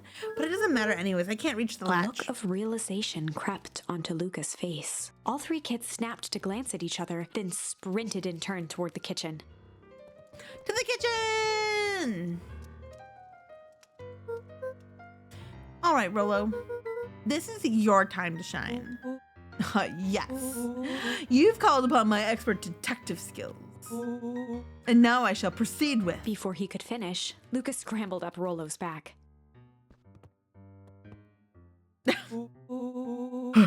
Hey, this isn't my idea of detective work. Every squad needs a good lockpick. And every good lockpick needs a sturdy head to sit on. Rollo looks so smug. He's such a cutie. He's always like, yeah, we're doing this. This is beneath my standing. Stop complaining and hold still. Got it. The three crowded around the hutch to peer in. With the glass doors opened, a perfect porcelain display gleamed in front of them. Their eyes searched for anything amiss, but the only distinct feature was its impeccability. Oh, that was anticlimactic. Yeah. I really don't know what we were expecting. Like, oh, hey, let me just yank on this random teacup As Beck in. pulled on one of the teacups, it slanted forward with a hollow click. The entire hutch began to rustle and slide under its own power. Good thing we've got Beck around. It seems like your grandma's been doing some remodeling. Dude, only 2 types of people have secret layers. Evil masterminds and superheroes. So which one do we think she is? We're about to find out. To the secret lair! Okay, so more of an unhinged conspiracist vibe? Oh, wow. What do you think we're gonna find down there? Iron Man? We're gonna find the Green Goblin? This ain't no Batman lair. Yeah, this cannot be good. We need to look around before jumping to conclusions. All right, this looks like my hidden memoirs that we... Wait. What do we have here? Barrel marked caution explosive and jam jars? How does enough jam to feed the whole town? What kind of incendiary jam is your gram making? Ah, that's another one. All right. She wouldn't have had me walk around town delivering bombs, right? Yes, she would. Yes, you did. Only one way to find Rolo out. casually spun open a lid and dipped his finger in the jam. Don't eat it, Rolo! Huckleberries. He smacked his lips. A hint of brown sugar. And ink? What? Rolo plunged his hand in the jar, fishing out a soggy slip of paper. Aha! Rolo offered the slimy note to Luca and licked his fingers clean. I know, right? He's such a good one. He's such a good character. It's addressed to Mrs. Fratelli. A grand jamgram? It says, last night I used the disguise Eris provided to scout the location. The timing window should be possible. Operation Spark Plug is a go. Oh man, are they doing a heist? Whatever it is, it can't be good. Somewhat more a bombshell than a bomb, am I right? You're new here, so I'll let that slide. But I'm the bad joke guy around here.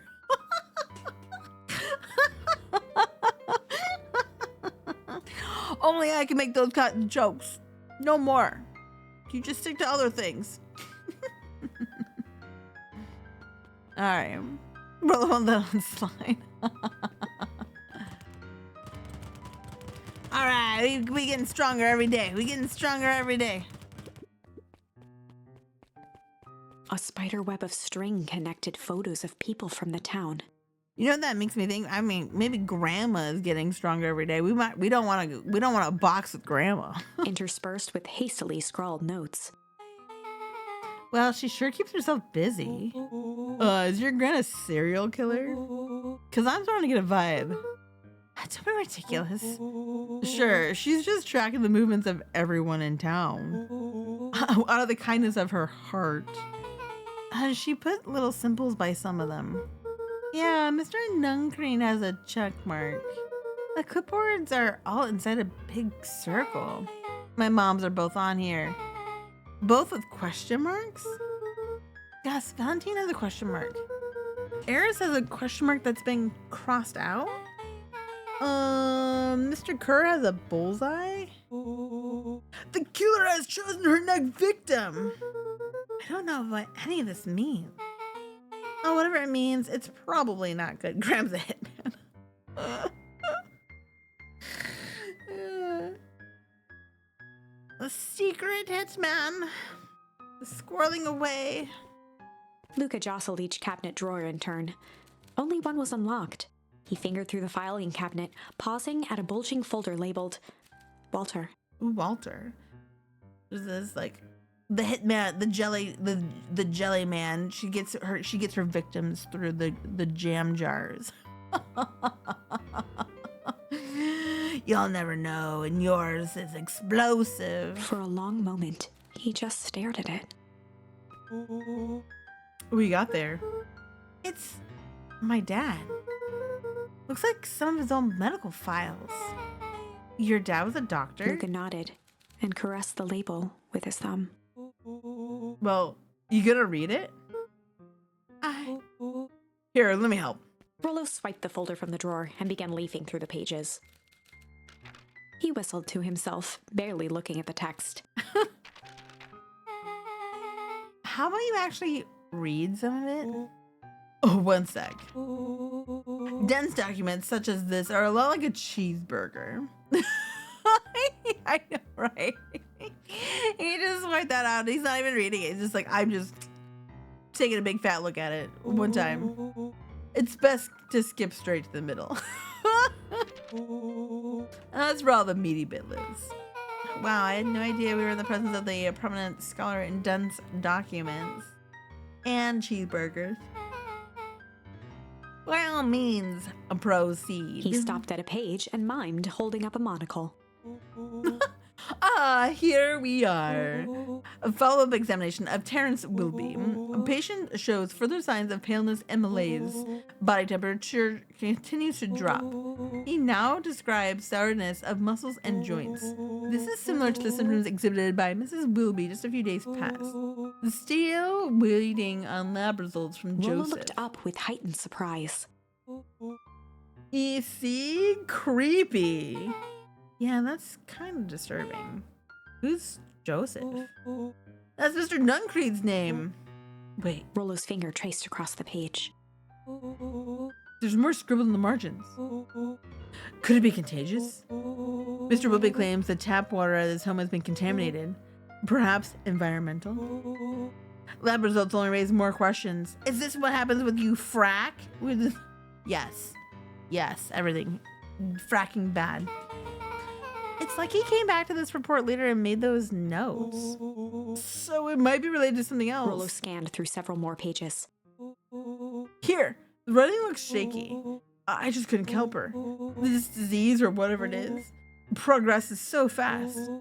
And with his wife's passing, Terrence's condition follows close behind, exasperated by the loss. Enough is enough. I need to take matters into my own hands. Luca, staring blankly at the cabinet this whole time, spoke softly. What does it say next? Rollo rustled the folder, trying to loose more pages. That's where it ends. What? There has to be more. Luca frantically shoved the remaining cabinet folders, trying to find another labeled Walter. Luca, I think that's the only one. It's alphabetical, see? What did he mean, enough is enough? How did he take matters into his own hand? This is bullshit. Luca slammed the drawer shut. All right. They crowded around a worn-down old map of Beacon Pines. Cool. This looks like a treasure map. Not every old map is a treasure map, Rollo. Yeah, but every treasure map is an old map. Can't follow that logic. Look, there's even a pathway drawn on it. It starts at the entrance to town. And if we follow Rollo it... carefully traced the path with his finger. We better treat Rollo for a cheeseburger later. He's precious. Yeah, we'll have to stop by the diner. It leads right to... He jabbed down at the end point. Town Square? That's the foundation in the middle of town. What a weird place to hide treasure. Rollo, that doesn't look like treasure to me. The end of the path on this map has the same symbol as those explosives over there. So it's not hiding treasure? A real bummer. Rollo, what's the thing you've been excited about for the past month? The festival! Go. Did you just say Gulp. This feels like a gulp kind of situation. Everyone be gathered near the center of town. She's gonna blow up the festival! Not if we stop her. Grant's back! What was that? Luca looked up from the map. What was that? No, I heard it too. That was the front door. Which means someone just shut the door. Which means someone's upstairs. Shh, quiet. Hit the lights. Beck flicked off the light, and they became statues in the dark. Overhead, creaking floorboards bent under slow, deliberate steps.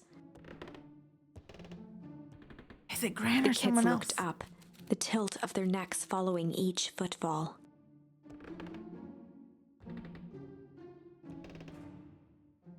Then suddenly, it stopped. Without realizing, they'd been holding their breath. All three exhaled shakily and glanced at each other. A muffled male voice broke the silence. Hello? Is that a clipboard? No! That's the market guy. I'm pretty sure that's gonna be the guy at the market. A final few footsteps reached the entrance above them, and the voice now echoed down the stairs. Anyone down there? The three kids shuffled to the corners without a peep. As he began to descend the stairs, the man's voice punctuated every new step. Thump, Yo. thump, I'm not here to hurt anyone. thump, I'm just here to help. thump, Just. thump. At the bottom step, the man paused, squinting to search the room for signs of life.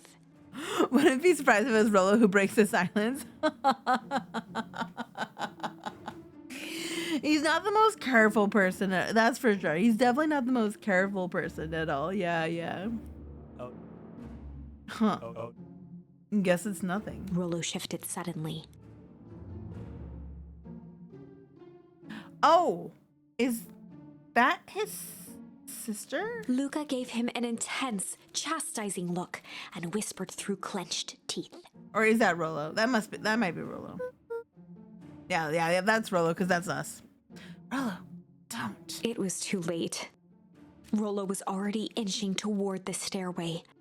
He screeched as he charged toward the shadowy figure. Flaming chicken coop! With all his weight, Rollo tackled the man to the ground. Rollo? Mystery creepy man. Anyone there? From the dark corner, they saw something move. Well, I didn't know if I had it in me, but there was only one way to find out. Holy crap, Rollo, that was awesome.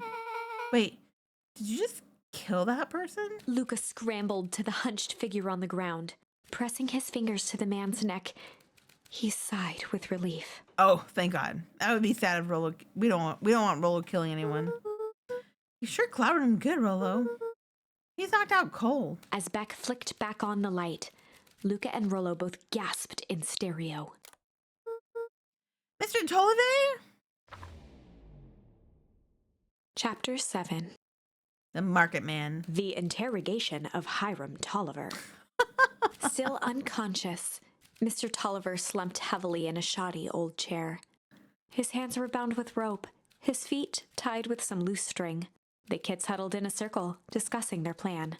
One thing was certain, they couldn't just let Mr. Tolliver go. They needed to know what he was doing in Luca's house. Yeah, what are you doing here? After some deliberation, it was decided. They'd run the classic good cop. Ooh, chill cop and hard cop. Oh no, okay, we'll go with chill. We probably should go with hard, but we're gonna go with chill now. And then we'll have to come back and do hard later. They'd run the classic good cop, chill cop interrogation. This is gonna be... I'll handle this, just gotta play it cool. Luca walked calmly to the light switch, flicking Still it off unconscious, he and really got on hit a hard, few I know. times. He hit his head on the stairs. Not good. Mr. Tolliver shook his head, gathering his wits. Golly, I sure got my bell rung. He looked over to find Luca, who returned a calming grin. I'm sorry, Mr. Tolliver. This is all a big mistake. Luca, what's going on here? Why do you have me strapped down? No one's fault, really. Rollo just got a little startled. Oh, Rollo's here? Rollo and Beck emerged from hiding to give a timid wave. Yeah, I forgot that Rollo had the hat on. That's what the silhouette was about. Well, all right. Mistakes happen. Yeah, kids gave old Harem a good scare.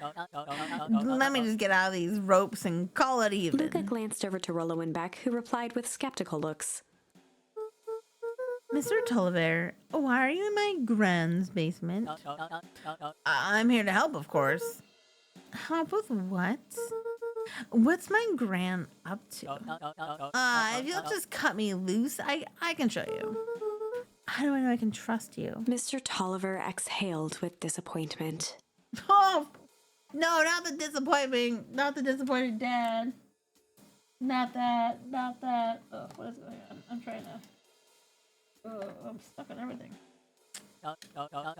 Luca, have I ever done wrong by you? No.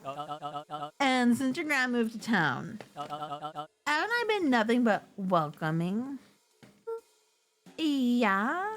Oh, so why would I turn my back on your family now? It's just that this needs bad cop Luca here. Yeah, chill cop Luca's not really, he's not really handling it very well. It's just, all this stuff seems pretty weird. A board with names of people from town, an archive of my dad's old disturbing patient notes. Luca gestured to the corner. Barrels of explosives. I can explain everything. You just need to untie me. You kids deserve an explanation. Luca looked again to Rollo and Beck. This time they shrugged. Luca began to slowly loosen the bindings. No, Luca! Mr. Tolliver gently rubbed his wrists. That's a good lad.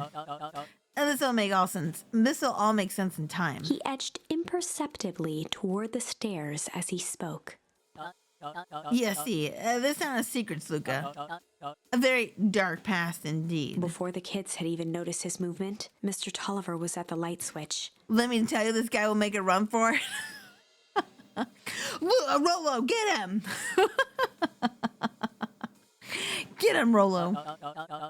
A pass that must be brought He to. punctuated his final words by flicking the switch and rushing up the stairs. Lights!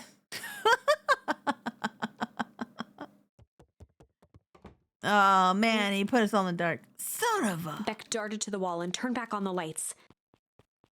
It was too late. Rollo confirmed what they all heard. Hiram Tolliver's too fast. He just locked us down here. Mr. Tolliver's muffled voice came from behind the door. I wasn't lying, you know. This is for your own good. You kids just keep tight down there. And let the adults handle this. They looked bewildered at each other. I play it cool, huh? Not now, Beck. They heard the staccato thump of quick steps exiting the house. The kids looked down in resignation.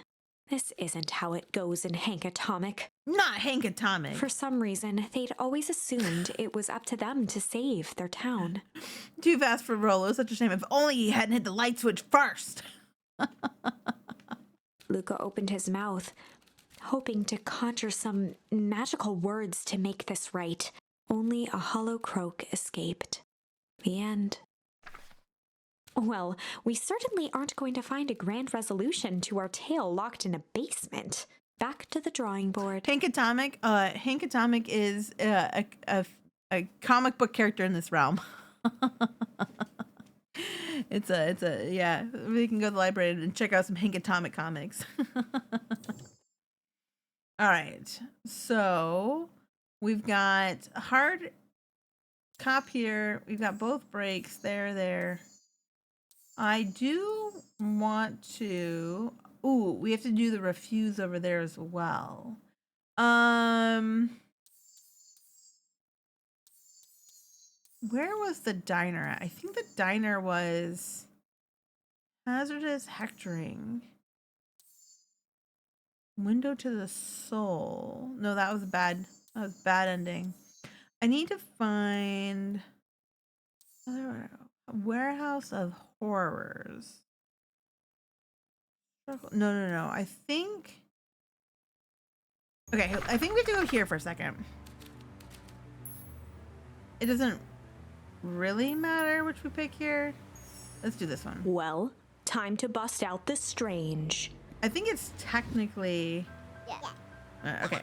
We're gonna Next just day, the only move through this because we've already done it once, and it's not really. Iggy smirked. Well, we came here for. Ugh. Oh Iggy's no! clothes were drenched in the. Poor Iggy's Iggy. voice began. Yeah. Oh no! Okay. Bye, Iggy. We just messed up Iggy. All right. Person at the stream was Rolo. All right. I just want to go to the diner. Is really what I want to do. So. I forgot. There's so much dialogue. So much dialogue, and this I don't really need to go back through all this dialogue. I just want to get to the. I think Beck leaves, and then we can go to the diner. All right. Okay, so those two are gone, and then Rolo was a wave of granite. If he. Yeah, you say that, but Chapter 4. What's the quick catch up with the Our story? harvest. Luca took a deep breath and gingerly opened the. Oh no, we're not in town. I want to go to town. We're basically trying to like. Oh, maybe this wasn't the story. Maybe this wasn't the one I wanted to get to. We're just basically exploring the town and finding out that there's quite a past. So each time you go through this, like you can choose different ways the story is gonna work depending on which cards you have. And so if it has a check mark, that means we've gone through all the options. So like this one means we haven't done one of the options to completion. And they each time you like choose one, it'll branch off into a new tree, essentially. So maybe I want to do. I gotta figure out when I gotta remember. I'm trying to find the diner, which might have been this one. Basically, yeah. It's just a small town story. This is a story about change. Oh no, It is was that? far from, but change the. Oh, that was the end. I probably should have warned you about this. There are many paths that our story can take. Most Yes, will yes, end in yes. tragedy. We will find from here on out. A charm will have a now. Let's try something Oh, that's what different. they call them charms. All right. Maybe I want struggle. Maybe if I do struggle. Struggle This bus. is a story about struggle. No, that can be to the Luca diner. he felt his hand. He yanked it free. Let. Luca swung. He heard the with a muffled. Luca was he. Chapter 3. Everything's fine. The next Everything's morning, fine. And Grandma's all like, yeah. Oh yeah, okay. She gives me the jars. That's right. So there's right and wrong paths, pretty much, or does it require you to play all the paths? It doesn't require. Well, I don't think you have to play necessarily all the paths, but you do need to go down different paths to get new charms. And so I'm thinking like each story ends in kind of like a series of unfortunate events. So each kind of like ends in a bad, and I think there's gonna be one ending that we get that's not an unfortunate event. So you do have to go through multiple like the branches a few times to find like the charms you need, and sometimes you have to do like extra things to find certain charms. So I have some charms. I have a lot more charms now than what I used to have. Grandma's making a suspicious call. Oh, I bet she's talking to the Valentine heiress. The heiress. I bet that's what she's talking about here. So some of the things you don't really know what's going on until later on if you find other paths. So it's a little bit like, yeah, but you don't have to. Well, I mean, I would. It's pretty good though. It's pretty good. I thought it was gonna be like a quick game, but I think there's actually a bit more to it than it appears at first. All right. Aliens. I love how Rollo is like, obsessed with aliens. Yeah. I just have to deliver some jam, okay? So like right now, these are all. See, we have lavish, which I haven't used for anything. Incendiary. And some of so we don't. I don't know what they're gonna be used for until they come through. But we started like with one. And Rollo's so precious, he is. Yeah. All right. I don't really care about any of this. I've already looked through all that. I just want to get to the diner because the diner had a memory, kind of like the fishing. Here, this is the only time the diner's open. So if we go over here, we can look at this picture of Luca with his him mom. and his mom at the diner. Memories of that day came flooding back. And they go in, and then we've already done a few. Oh, we can do a lot more people now. Nice. So what does he want? Good afternoon, Miss Tolive. Oh, sorry, these allergies have been killing me. I haven't been able to smell a thing all day. I almost sold Miss Hatch a gallon of spoiled milk this morning. Got anything to help clear out these darn sinuses? Whatever it takes. I just want to be able to smell again. All right, so now we're gonna go make something for the diner. All right. All right, so we have cold cuts, burger. Oh, I don't know about that. Another burger? Oh, one's a huge burger. What do we want to give him? A chart. Let's just give him chili. And there we go. That's probably better. What are the caviar? Dang, that is lavish. All right, so I think we're gonna give him the chili peppers.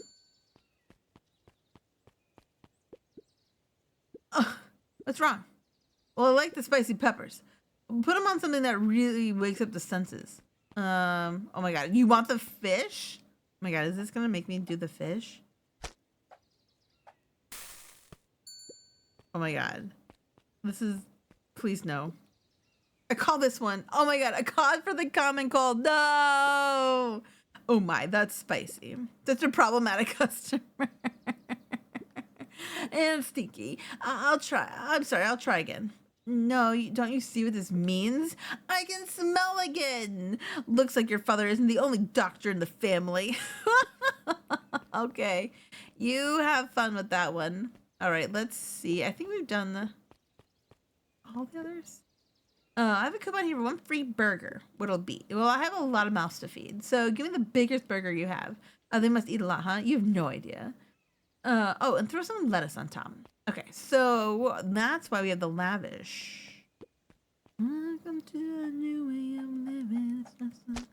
There we go. And then she said to throw some lettuce on top. There we go. Look, Mom, helping out. I call it, the too much is never enough. This should keep him at bay. Thank you. All right, let me have two more. The burger is, that's the burger I expect when I order one. That's too much meat. That's too much meat for me. That's too much burger. There's such a thing. This just in, last chance dinner overrun by gremlins. I'm not a gremlin, I'm Luca. Mr. Wilder adjusted his monocle jokingly. I stand corrected. In that case, would you believe I have a craving for a burger? You've come to the right place. Indeed. I'll have a nice juicy burger topped with onion. All right. I don't know if everybody else has been served. We have a nice juicy burger topped with onion. There you go. I call it the Wilder. You know I love a good byline. Many things. Listen well, child.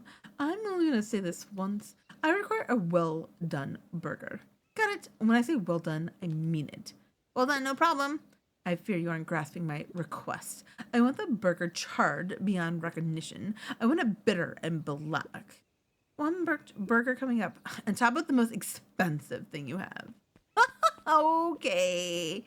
Sounds awful to me, but whatever the customer wants, the customer gets.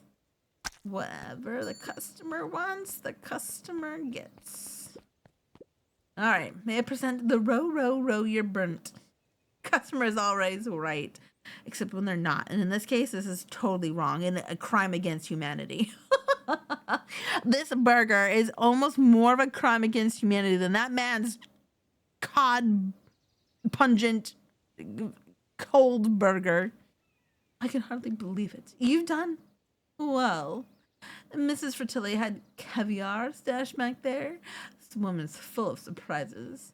Very good. This will suffice. All right. Looks like we're missing a few things. Okay, so we are missing a couple. I think the woman reading the book I haven't done, and I believe I haven't had this one. So we got 2 more. Okay. So 2 more we still need. All right. So I'm not gonna bother with the rest of those. I'm gonna go back here. So I still need to figure out where to find. We have hard, so I can continue the story here, and we can play hard cop, or I can go back.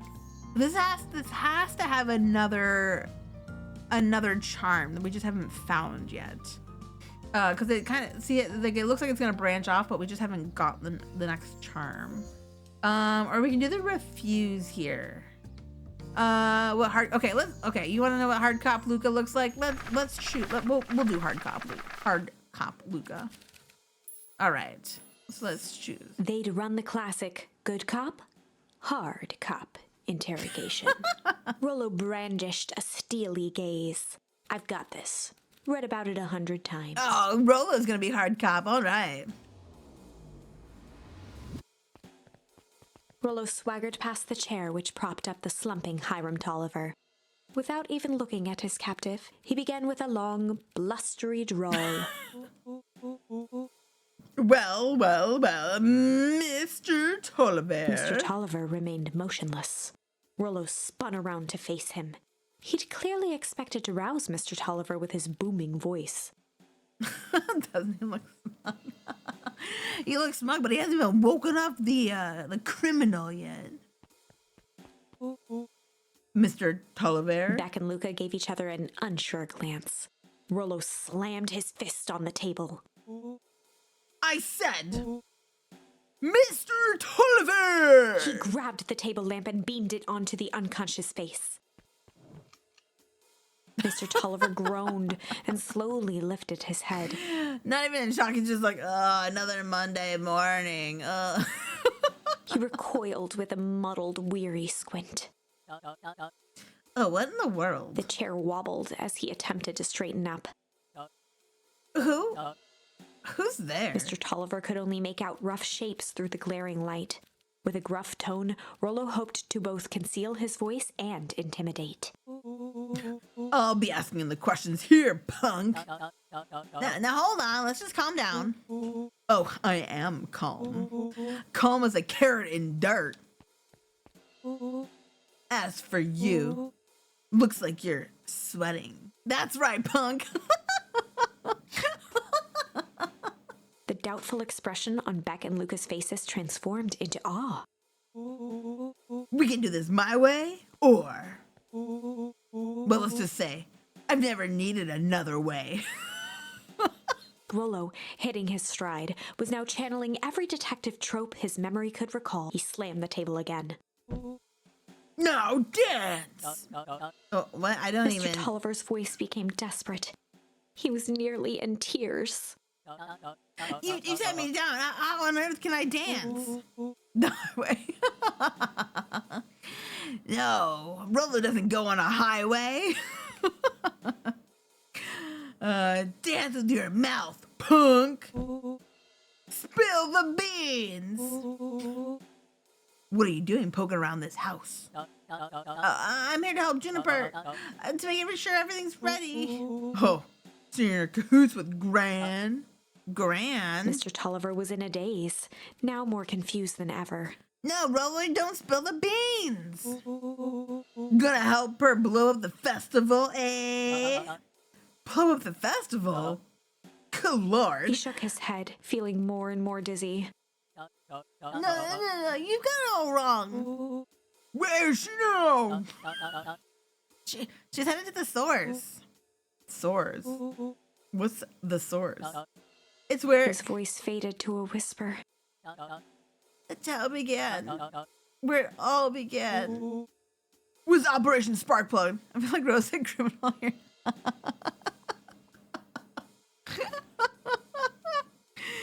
He's giving away all the secrets. Rollo, gosh, shush it. With that, Mr. Tolliver passed out cold. Oh, look at what you did to the poor Rollo man. swung around with a repentant grimace. Damn, Rollo. I think you went a little too hard on him. What did he say about the source?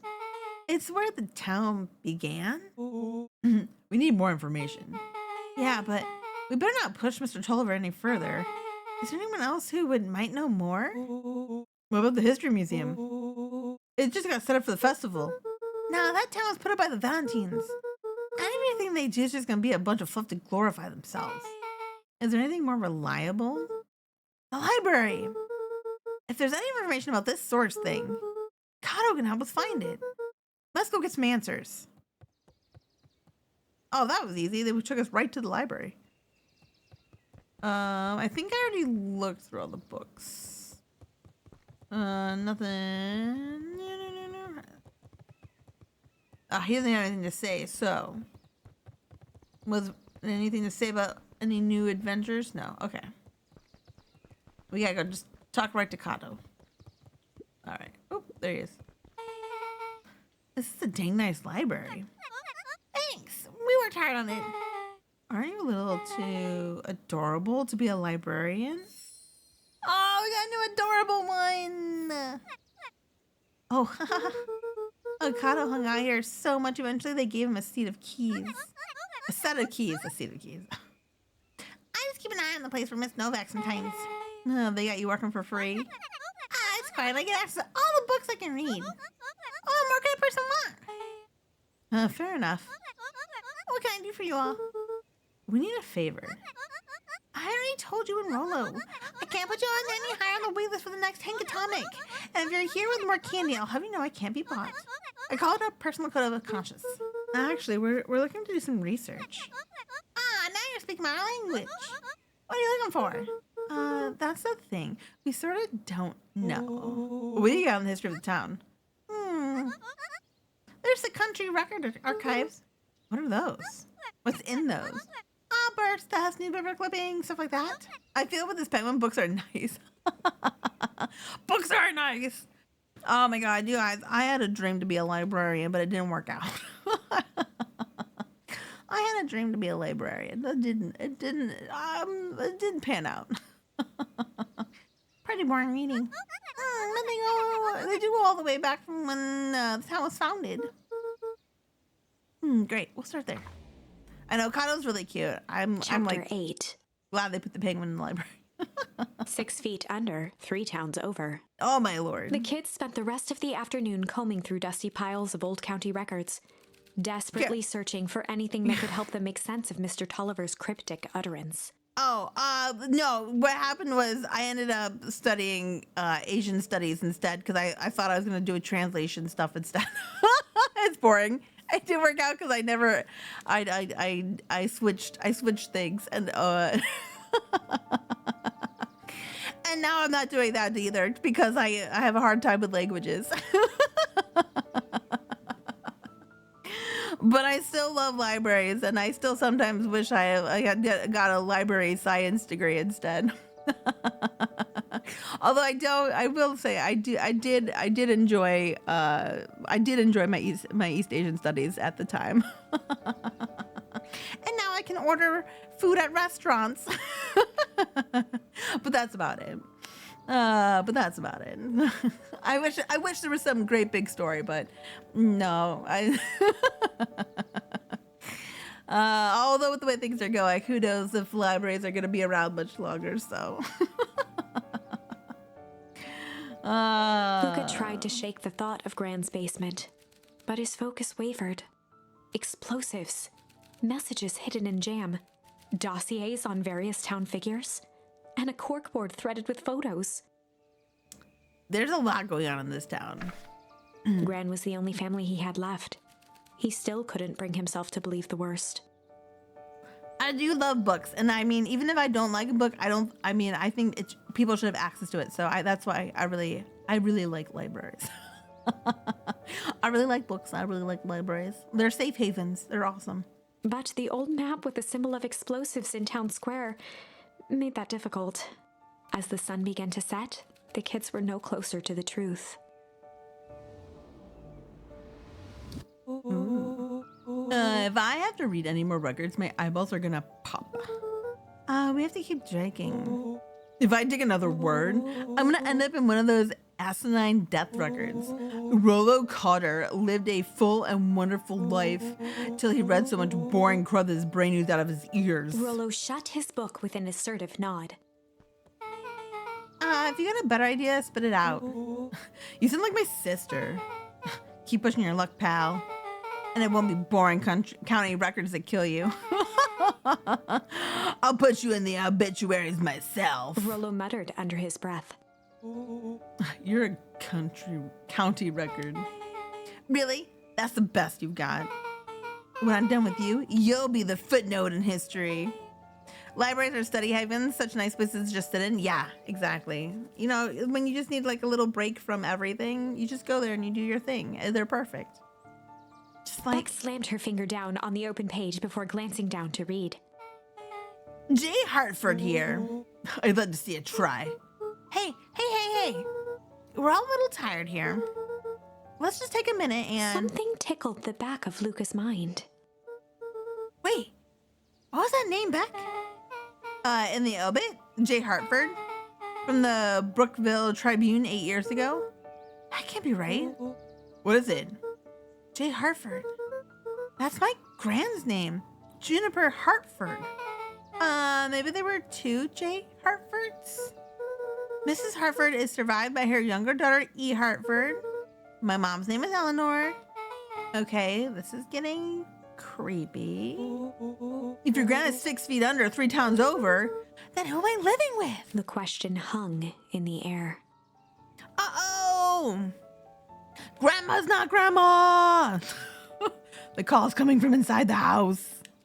Oh no, homegrown terrorism at its best. All right, it's ready for roller call Ghostbusters here. I feel like that was a very real possibility. All right, gang, I gotta close up for the night. Beck rubbed her eyes. How late is it? Almost 10. Damn, that's a late library. Oh crap, Pa's gonna kill me. I gotta go. Yeah, my parents will be worried sick. Okay, let's meet up as early as we can for the festival tomorrow. What are you gonna do about the unconscious man in your basement? I'll think of something. Okay. I want to go to my His lonely heart house. was pounding as he approached the house. My lonely house, because my grandma's not my grandma. No wonder she didn't care if she was around If or he was not. lucky, Gran, or whoever it was, hadn't gotten back yet. And of course, there was Mr. Tolliver tied up and unconscious in the basement. Dealing with him would be the first order of business. Luca shook out his arms to calm his nerves before entering.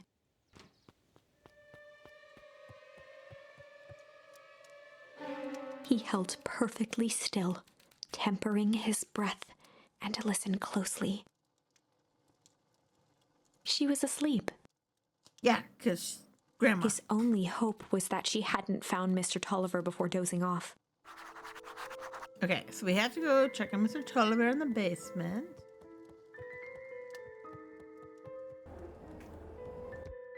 I got yelled at already for... leaving the fridge open. And straight out of a horror movie, Graham's gonna jump from that chair right when you get close. They're pretty good about making the atmosphere in this. I do. I've enjoyed it. Oh no. Mr. Tolliver was nowhere to be seen. Maybe he woke up, escaped from his bindings, and left without a trace. Or maybe Gran knew everything. What do I do? Luca's hungry stomach groaned. Not realizing it, he'd gone the entire day without eating. Okay, I can figure this out. Just need a little brain food. Luca rushed over to the pile of jam jars, unscrewed one, and shoveled a handful into his mouth. Why are you eating that jam down here? Go up to the kitchen. I'm afraid your jam delivery will be delayed. He flipped the lid to read the label. Mr. Nuncreed. Okay, now I can think. If Gran knows how to be tied to Mr. Tolliver, I'm screwed. If she doesn't know, then I need to play it cool. I guess the only option is to go to bed and act as if nothing's wrong. Gran will think Mr. Tolliver finished what he was sent to do and left when he was done. Alright, to sleep. Just make sure there's nothing else that pops out.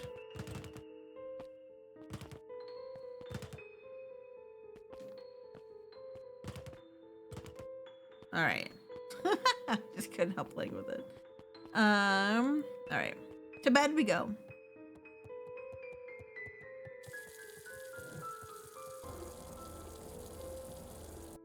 Beat that sign. Oh no. Gran? Okay. Stick to the plan. Go to bed. Stay cool. As Luca climbed the final stair, the emotion of the day dragged heavily on him. With each consecutive step, his legs weakened. You still didn't get in that closet. His stride began to falter. I think it was the jam. He tried to grab for the railing to steady himself. Something was wrong. Yeah, you shouldn't have been. Yeah, I'm closing my eyes. I will say nothing's graphic. It's kind of like a fade to black. No, there haven't been any jump scares. Nothing like that. Nothing like that. So I don't expect a jump scare here. Come on, Legs. Just a few more steps. Luca groaned and tried to move. His limbs might as well have been bolted to the ground. Through numb lips, he mumbled just before falling asleep.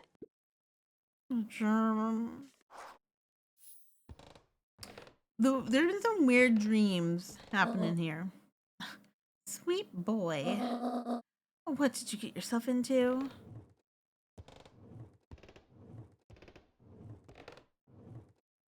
Gran, what do you... Rest now and let me handle everything. Yeah, see, she just pressed to bed. Chapter 9. A speech to end all speeches. Luca awoke to find himself face down in bed. Yeah, because we ate that jam. He moaned into his pillow. Why would Gran drug him? It wasn't... Luca, think about this. You ate jam that was not for you. Or rather, why was she trying to drug Mr. Nuncreed? Because he's kind of a weirdo, okay? I don't blame her. Okay, he's a little too introvert, too jammed up. Yeah. Nuncreed's kind of he's Shaking too the questions interested in from his Gran. woozy head, Luca snapped back to the matter at hand. The festival! And yeah, we're fine. Alright.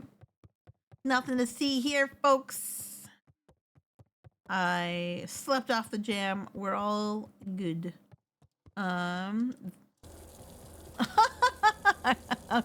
Okay. I guess maybe that's what my grandma was talking about. When she's like, what'd you get yourself into? It's because I left everything in the kitchen open. They mentioned the bushes before. This bush in particular. Okay. Nothing to see there. I was kind of hoping there would be a key for the closet somewhere in here, but looks like that's not going to be the case. Okay.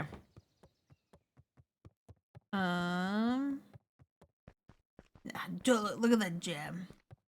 Okay. To the festival.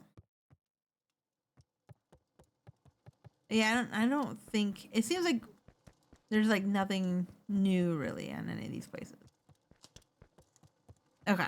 Yeah, we're just gonna go see if we can meet up with our friends. Which at a garden like this, I know, right? Isn't it gorgeous? So here, we go up this way. Just so you can see it. This is our dad. This is our dad with the tree that was very important to him. All right. So now we can go down to hi Dino. Yeah. That's where you start. You start off talking to your dad. Where you been? Graham put something in the jam. Yeah, we know. Secret messages for secret conspirators. Not this one. This one intended for Mr. Nuncreed. Put me to sleep. Whoa! Sly devil. Ooh, I got Sly. Very cute. I think she's trying to remove him from the equation. He might be in danger. Have you found anything? We looked around but haven't seen anything odd. Your Graham is nowhere to be found. But Mr. Nuncreed is just loafing around waiting for the speech. What speech? Mayor Gus just got up to the podium. Everyone's gathering in the stage. Let's get moving. All right. If everyone's Augustus here. Valentine nervously wiped his brow. Okay, that means I still. I'll have to go back to the diner later on. Is this thing? Oh, hello, Beacon Pines. I'm Augustus Valentine, your mayor, and I suppose you already knew that. Yes, before we started, I just wanted to take a moment to recognize someone who couldn't be here today. This town wouldn't be where it is today without my father, Sharper Valentine. So I thought we could begin with a round of applause befitting such a great man. There's like one applause. Even that's more than the old codger deserved. Gus cleared his throat and awkwardly loosened his tie. Love the imitation. Right, where was William I? Kerr bounded on the stage with the energy of a preacher at a big tent revival. Gus Valentine, everyone. He gave Gus a hearty slap on the back and motioned him off the stage. Let's hear it for our mayor. What a great turnout. Aw, heck, I didn't prepare anything. But I suppose I could say a few words. What a shame. Would be a shame to waste such a beautiful podium. Mr. Kerr pulled a thick stack of note cards out from his vest. Community, conviction, commitment. These are the things we celebrate at Perennial Harvest. For us, these are the pillars of the bridge to a better tomorrow. But I think it's time to add a new pillar. Change. Change is a powerful thing. It's inexorable, unavoidable, and undeniable. And I am dadgum thankful for it. Change is the reason we're all here together today. It's hard for me to believe that it was only 4 years ago when fate brought me here. A simple business trip which brought me to a small town which would change my life forever. Mr. Kerr took a moment to survey the crowd.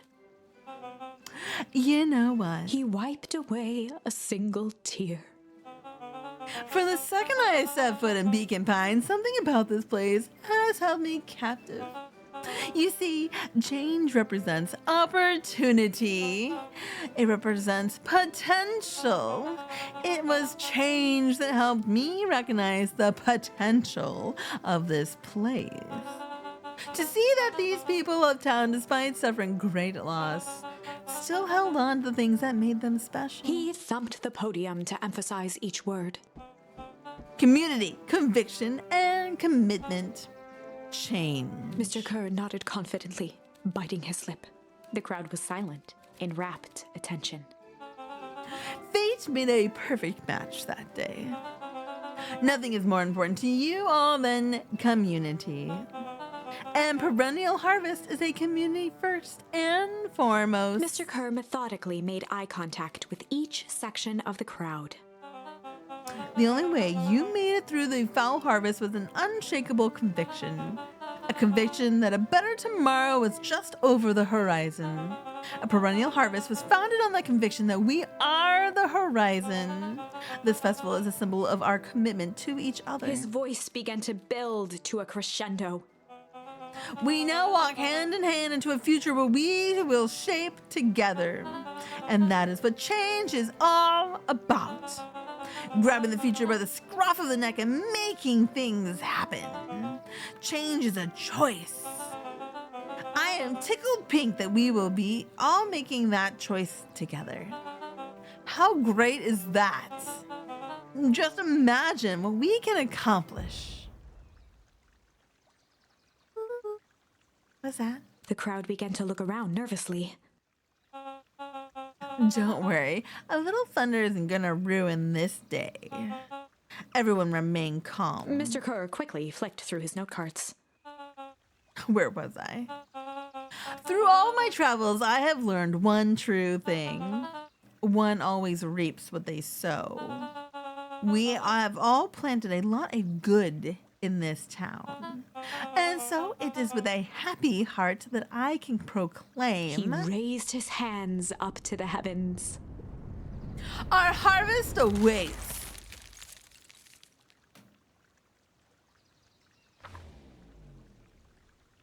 At that moment, a merciless wall of impossibly cold air ripped through the crowd, instantly freezing everyone and everything it touched. For a man like William Kerr, this was a fitting way for things to end. On a stage, with an entire town frozen in rapt attention for the rest of time. Yeah. The end. But wait. There's that ice again! Whenever I think we're getting close, it comes along and ruins everything! Yes. It just gave me the shivers. Maybe we should just quit? Maybe you should just close the book, walk away, and never think of me again. No, I don't mean that. Wow, the narrator's starting to get a little, she's losing it. The narrator's starting to lose We it. got a little closer this time. We just need to try again. Please. Okay, so we can do Sly. All right. We're getting closer. We can do... Let's go over here. Let's see what happens if we refuse. Okay. So in this one, in this branch, Kerr is holding on to Iggy and about to pull him down to this. So this is, we found out in this branch that the Beacon Pines we thought we were living in is a fake Beacon Pines. We are now in the original Beacon Pines that became this cold Arctic wasteland with the source. So the first time we were here, Iggy was like, I'm gonna do this one good thing, and I'm not like, cause he's a bully. I'm gonna sacrifice myself, and he's got some fireworks on him, and the fireworks were just the right amount of energy that a cold blast did not take everything out like it did in that last ending. But now I'm gonna refuse to let Iggy. I'm gonna refuse. I'm gonna force Iggy to not sacrifice himself. I want to see what happens had no here. choice but to refuse Iggy's request. He tightened his grip and reached for the walkie-talkie in his pocket. A wild delight crept onto Mr. Kerr's face. That's a good lad. Now, radio for help. Iggy begged Luca with his eyes one last time, but Luca pressed the button and called out. We need help. Mr. Kerr is in danger. It wasn't long before they were once again surrounded by clipboards. Mr. Kerr sighed with relieved frustration. There you are. You really are a worthless lot, aren't you? Oh, Iggy's a town bully. Mirror, He's the one now. when we first went back and I pushed him into toxic ooze and I messed up his face. A clipboard dutifully produced. He's an not- ornate he's ivory not really hand a mirror, friend. And Mr. Kerr began preening his tousled hair. Ah, that's better. Mr. Van Horn, I applaud your sharp thinking under duress. Yeah, I messed up his face. I ruined his life. We somehow like end up together, and then we end up at the old Beacon Pines. I'll put in a good word for you with the founder. Take them away. A swarm of hands overpowered Luca. The last thing he saw before a cloth bag was pulled over his head was the defeated look on Iggy's face. Oh no! Okay, we finished that one. I think this was one of those times where doing the right thing was the wrong thing. Okay, so we finished that now, so that's completed. The Accept was actually a really good ending. Iggy became a hero, and we saved the town-ish in a way. Okay, so that's all done. We're all good there. Now we're back to here. Okay, so we're back to interrogating. We have a sly card. They'd run the classic good cop, sly cop interrogation. I'm kind of actually surprised that was like as quick as it was. Luca and Rollo ducked behind a barrel, leaving Beck to her task. With a few crisp snaps, she roused Mr. Tolliver. Oh, what? What's going on here? This could be interesting. Yeah, right. You're that Modeville girl. Please call me back.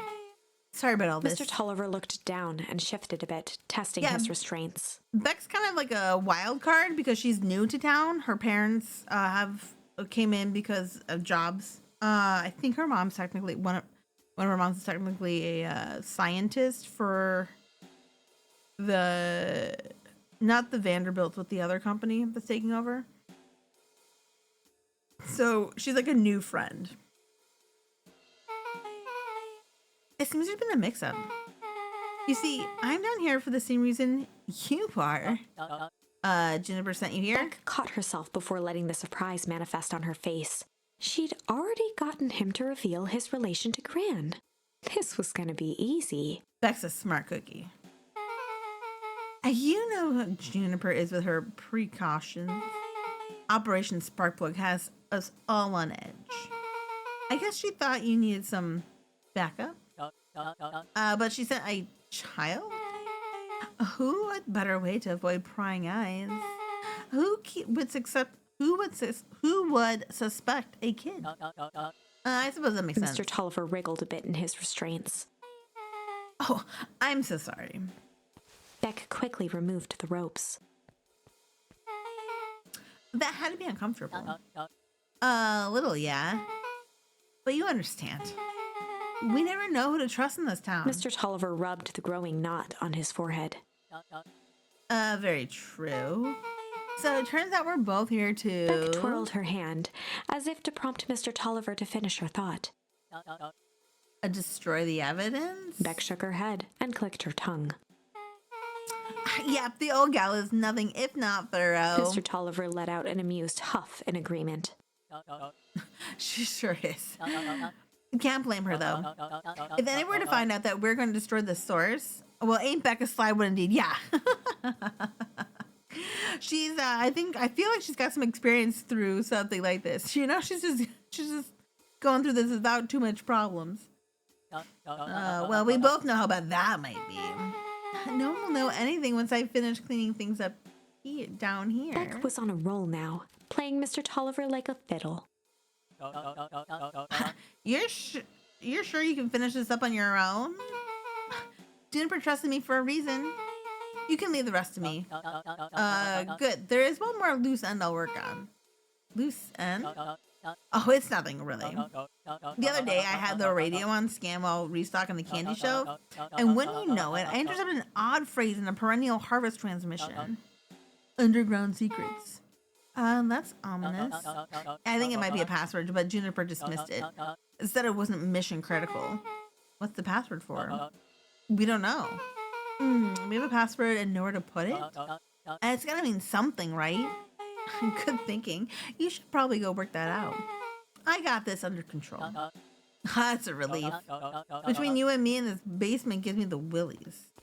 Heading for the stairs, Mr. Tolliver hesitated and turned to Beck with a puzzled look. She grinned and gave him a peppy wave. With a shrug, he continued up the stairs, whistling a jaunty tune. Tolliver is for Flanders here. Yeah, right? He's such like a oh, okay, dokie, neighbor. He's like, oh, okay. Yeah, sure, I will take you at face value. You guys catch that? Sure did. This whole time, Mr. Tolliver's had a candy shelf, but all he ever sells is his apples. Beck blinked slowly in disappointment. Rollo. I mean, priorities, right? The password, Rollo. Well, sure, but once things are back to normal, I'll be having a word with Mr. Tolliver, about that candy shelf. Fine. In the meantime, I've got an idea. She turned to the table and began tearing small scraps of paper. That was a mood, he said. I know. Right. He said he heard a password on the radio, and any good spy transmission is never what it seems. Beck marked each scrap of paper. We just need to find the hidden meaning. Okay. What's another word for underground? Buried, covered. Could it be a cover-up? Maybe it's one of those each letter is a number thingies. So U would be 21. N would be 14. D would be... Oh, it's an anagram. Nut Creed's drugstore. Luca and Beck looked at Rollo with amazement. It's actually kind of true. Rollo, that was incredible. Well, it's either that or Kren's new drugstore. Yeah, I think you're right the first. How did you do that? What can I say? I love ciphers. Well, I guess we know where to go next. I'm horrible at word puzzles like this. We'd still be at the new drugstore if I was in charge.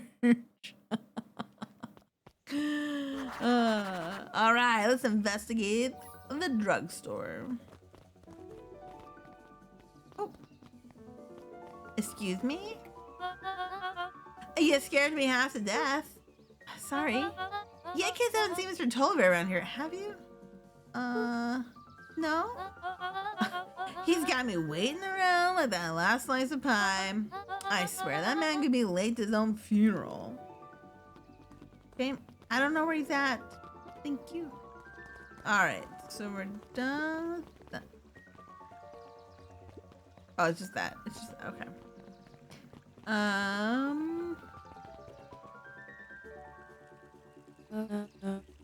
You're late, Augustus. Sorry, sister. Was caught up with work. Work? You? I had a few details to lock down for the festival. Oh? What do you have to report? What is this Insipid Town festival really about? Oh, I think... Gus looked around nervously. I think Mr. Kerr really does just want to do something good for the town. He's actually a pretty nice guy. You should spend some time with him.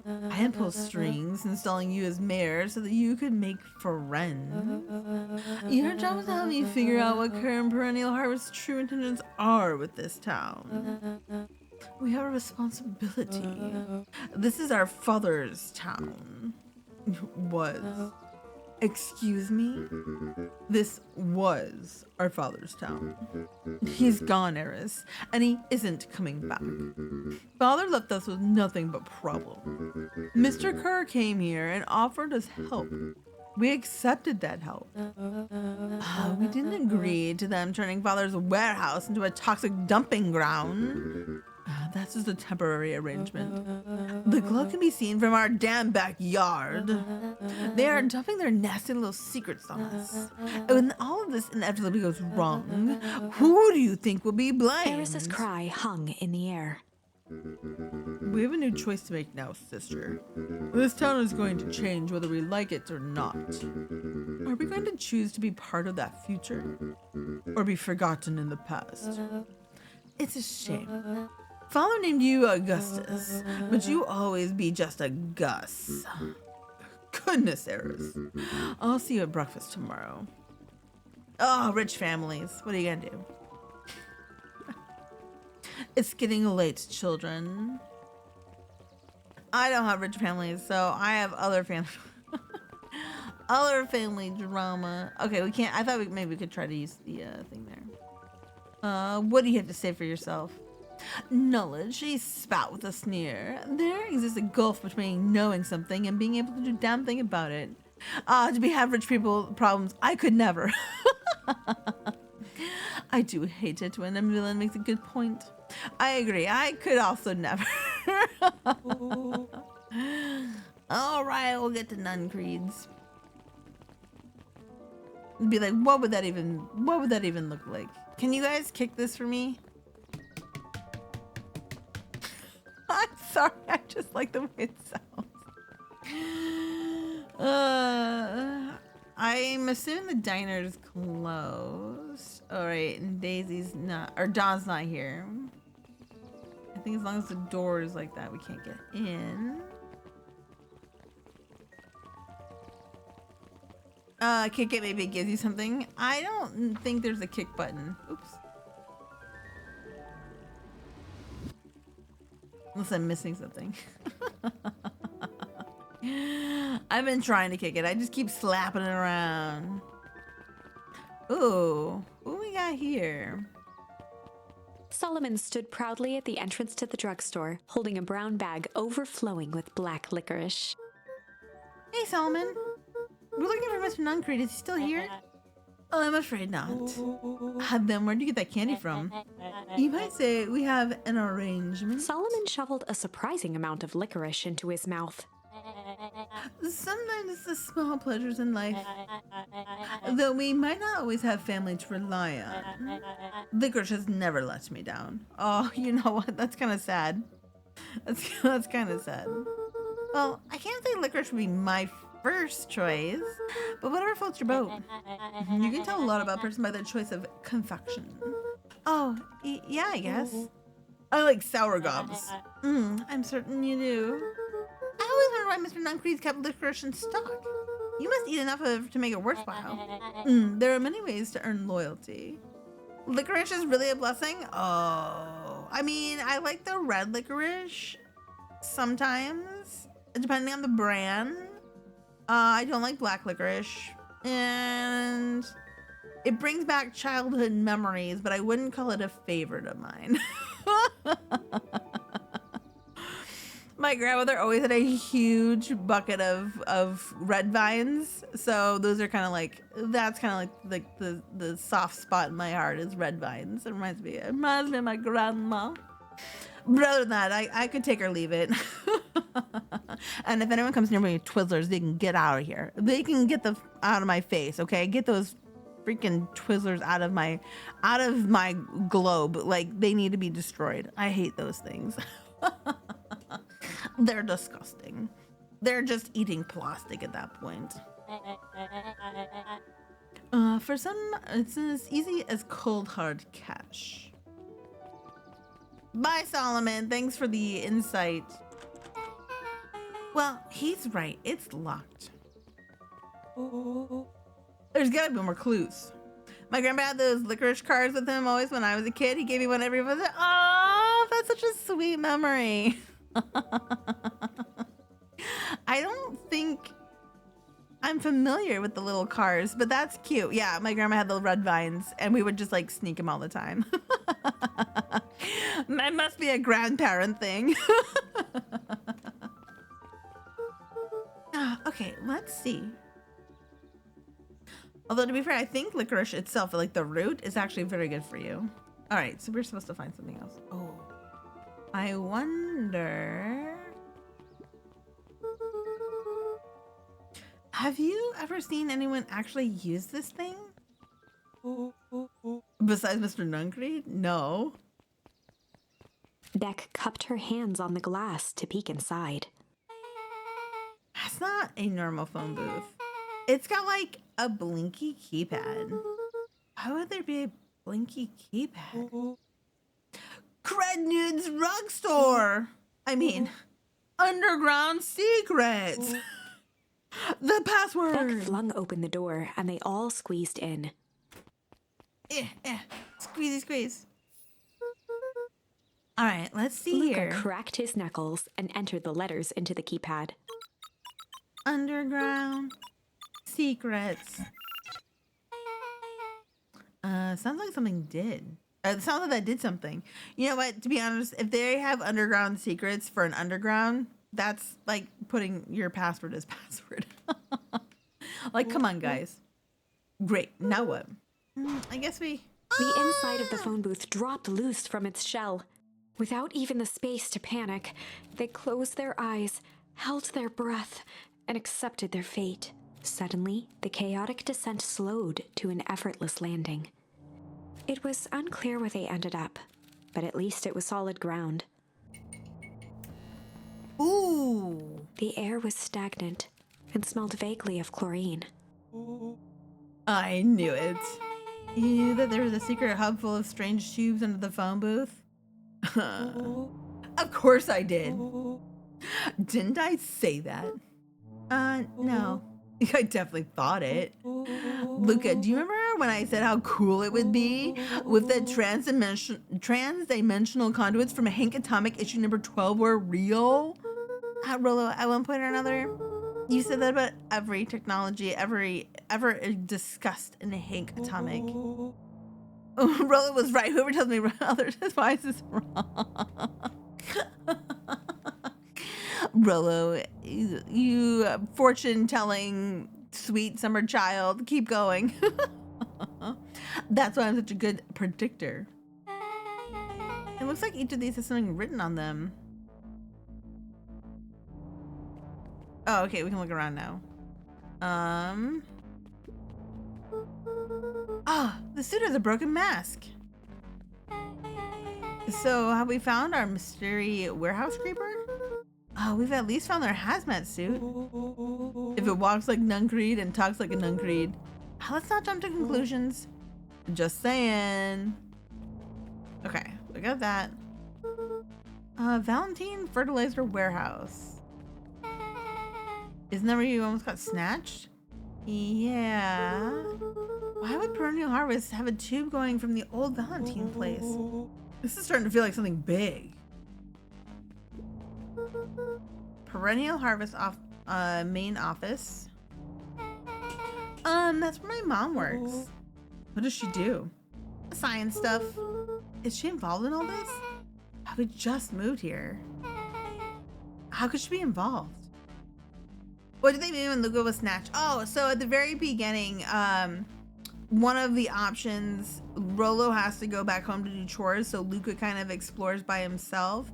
And he's at the abandoned warehouse that Rolo wants to go exploring. So of course it's Rolo's fault. And he knocks on somehow the guy in the hazmat suit comes out and snatches Luca, and then he takes a rock and smashes the mask, and that's how Luca gets away. True.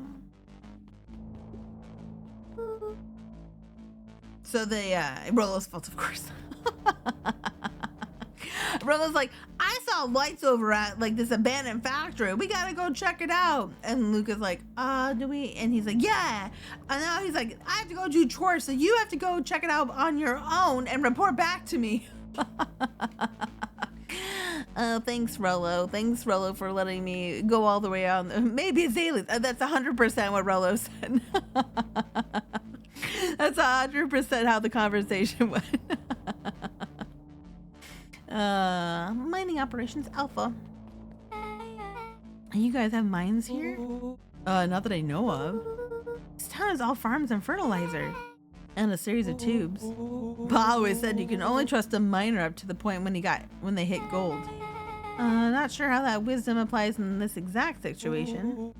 That's the thing about Pa, you don't always realize what he means until it's too late. Alright. There's a lot of buttons.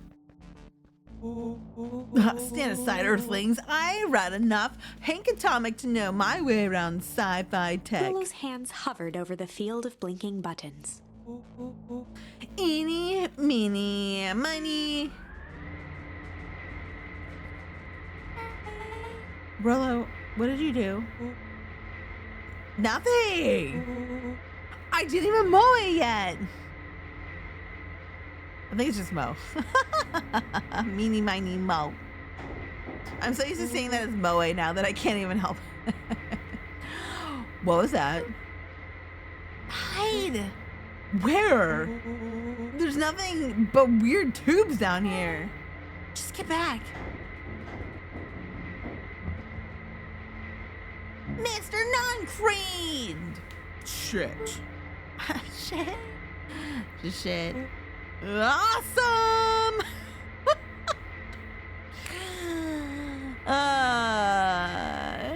It's shit.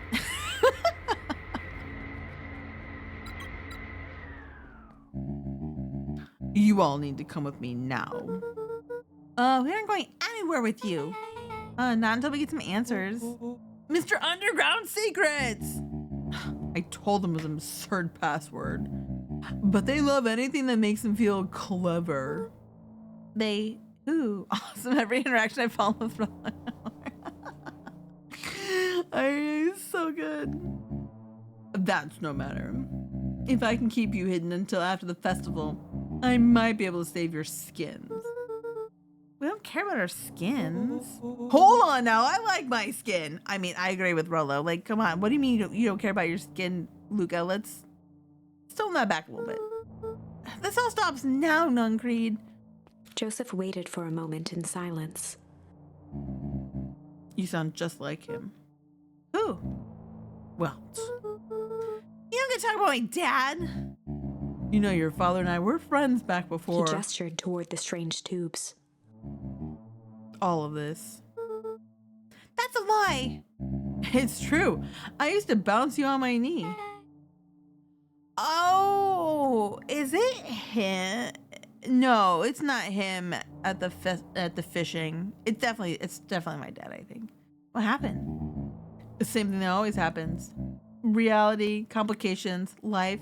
When we go fishing, there's a guy in a chair and you only see him from the back. I always assumed it was my dad, but he's got like a big gray mustache. And Mr. Nuncre's kind of got a big gray mustache. I wonder if he took me fishing, or Luca fishing, I should say, instead of my dad.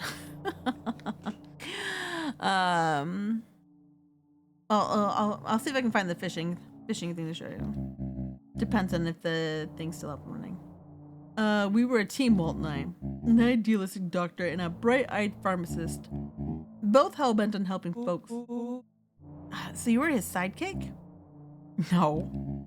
We were partners. He helped the patients and I helped him. Yep, total sidekick. Nuncreed let out a growl of a sigh. Luca, I need you to know this. I need someone to know this. Batman and Robin. And you were Robin. He's like, I was not Robin. One day, Sharper Valentine comes to us.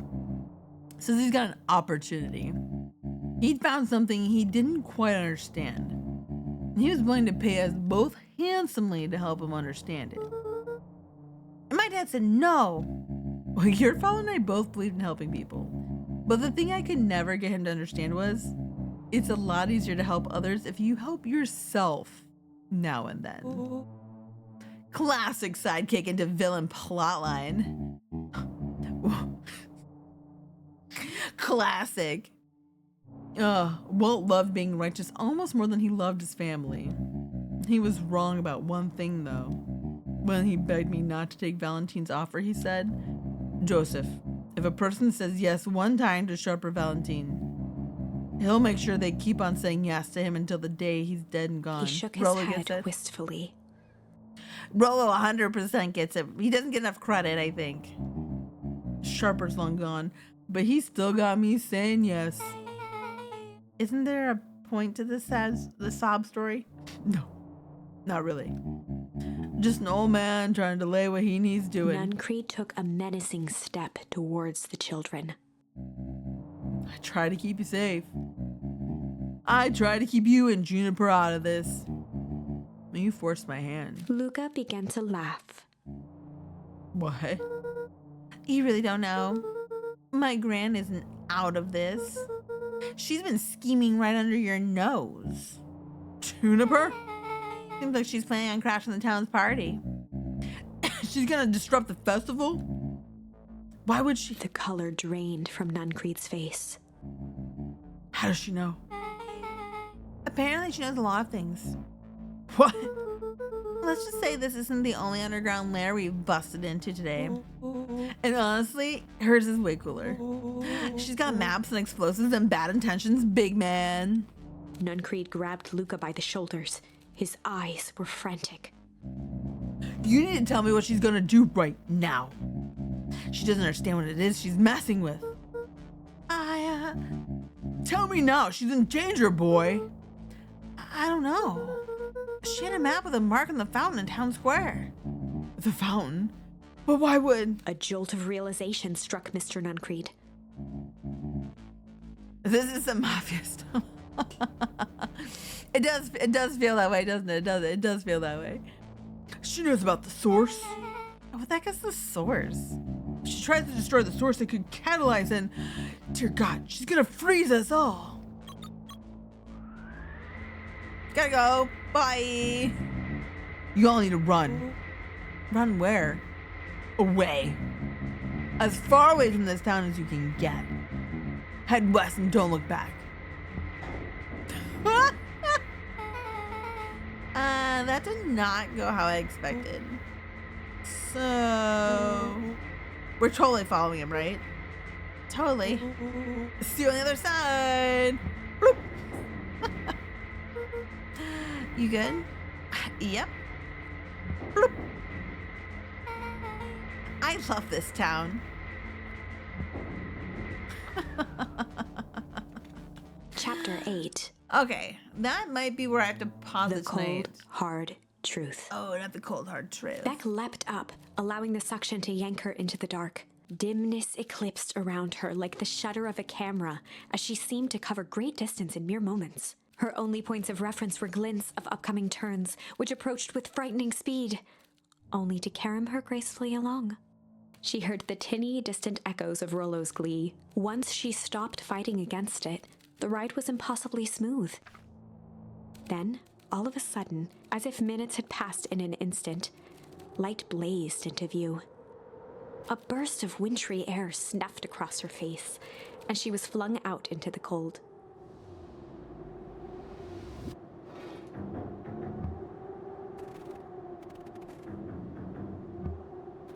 Alright, so we got blooped out here.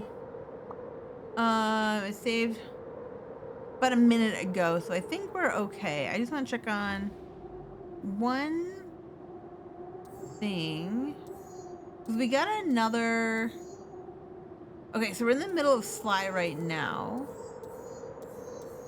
Okay, so I think the new ones so far are for the diner. We're gonna exit. We're gonna pick that up next time. Unfortunately, I gotta get ready for the next day. I got one more day of work before the holiday.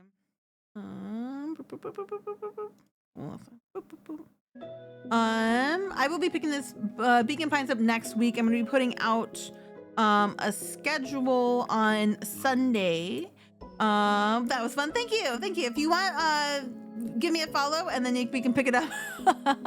I can pick this up next time. I play a bunch of variety, a bunch of random kind of games. Thank you.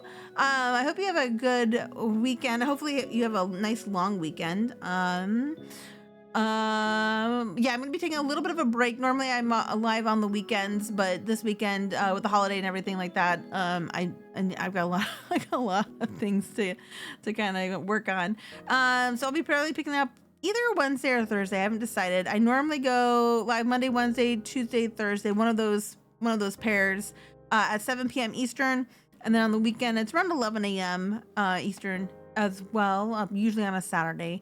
I have a Discord, but you can also follow me on Blue Sky or Twitter as well if you want the latest schedule to see what I'm playing this week. I have a VODs channel as well if you're like, What else have we gone through? I got hopped to bed, way too invested in this. Thank you for sticking around. It's been my pleasure. I hope you have a good one. Take care, and I also have to get ready for bed too. Have a good night. Thank you. Take care, everyone, and you as well. Thank you. Much appreciated. Have a good one, and good night.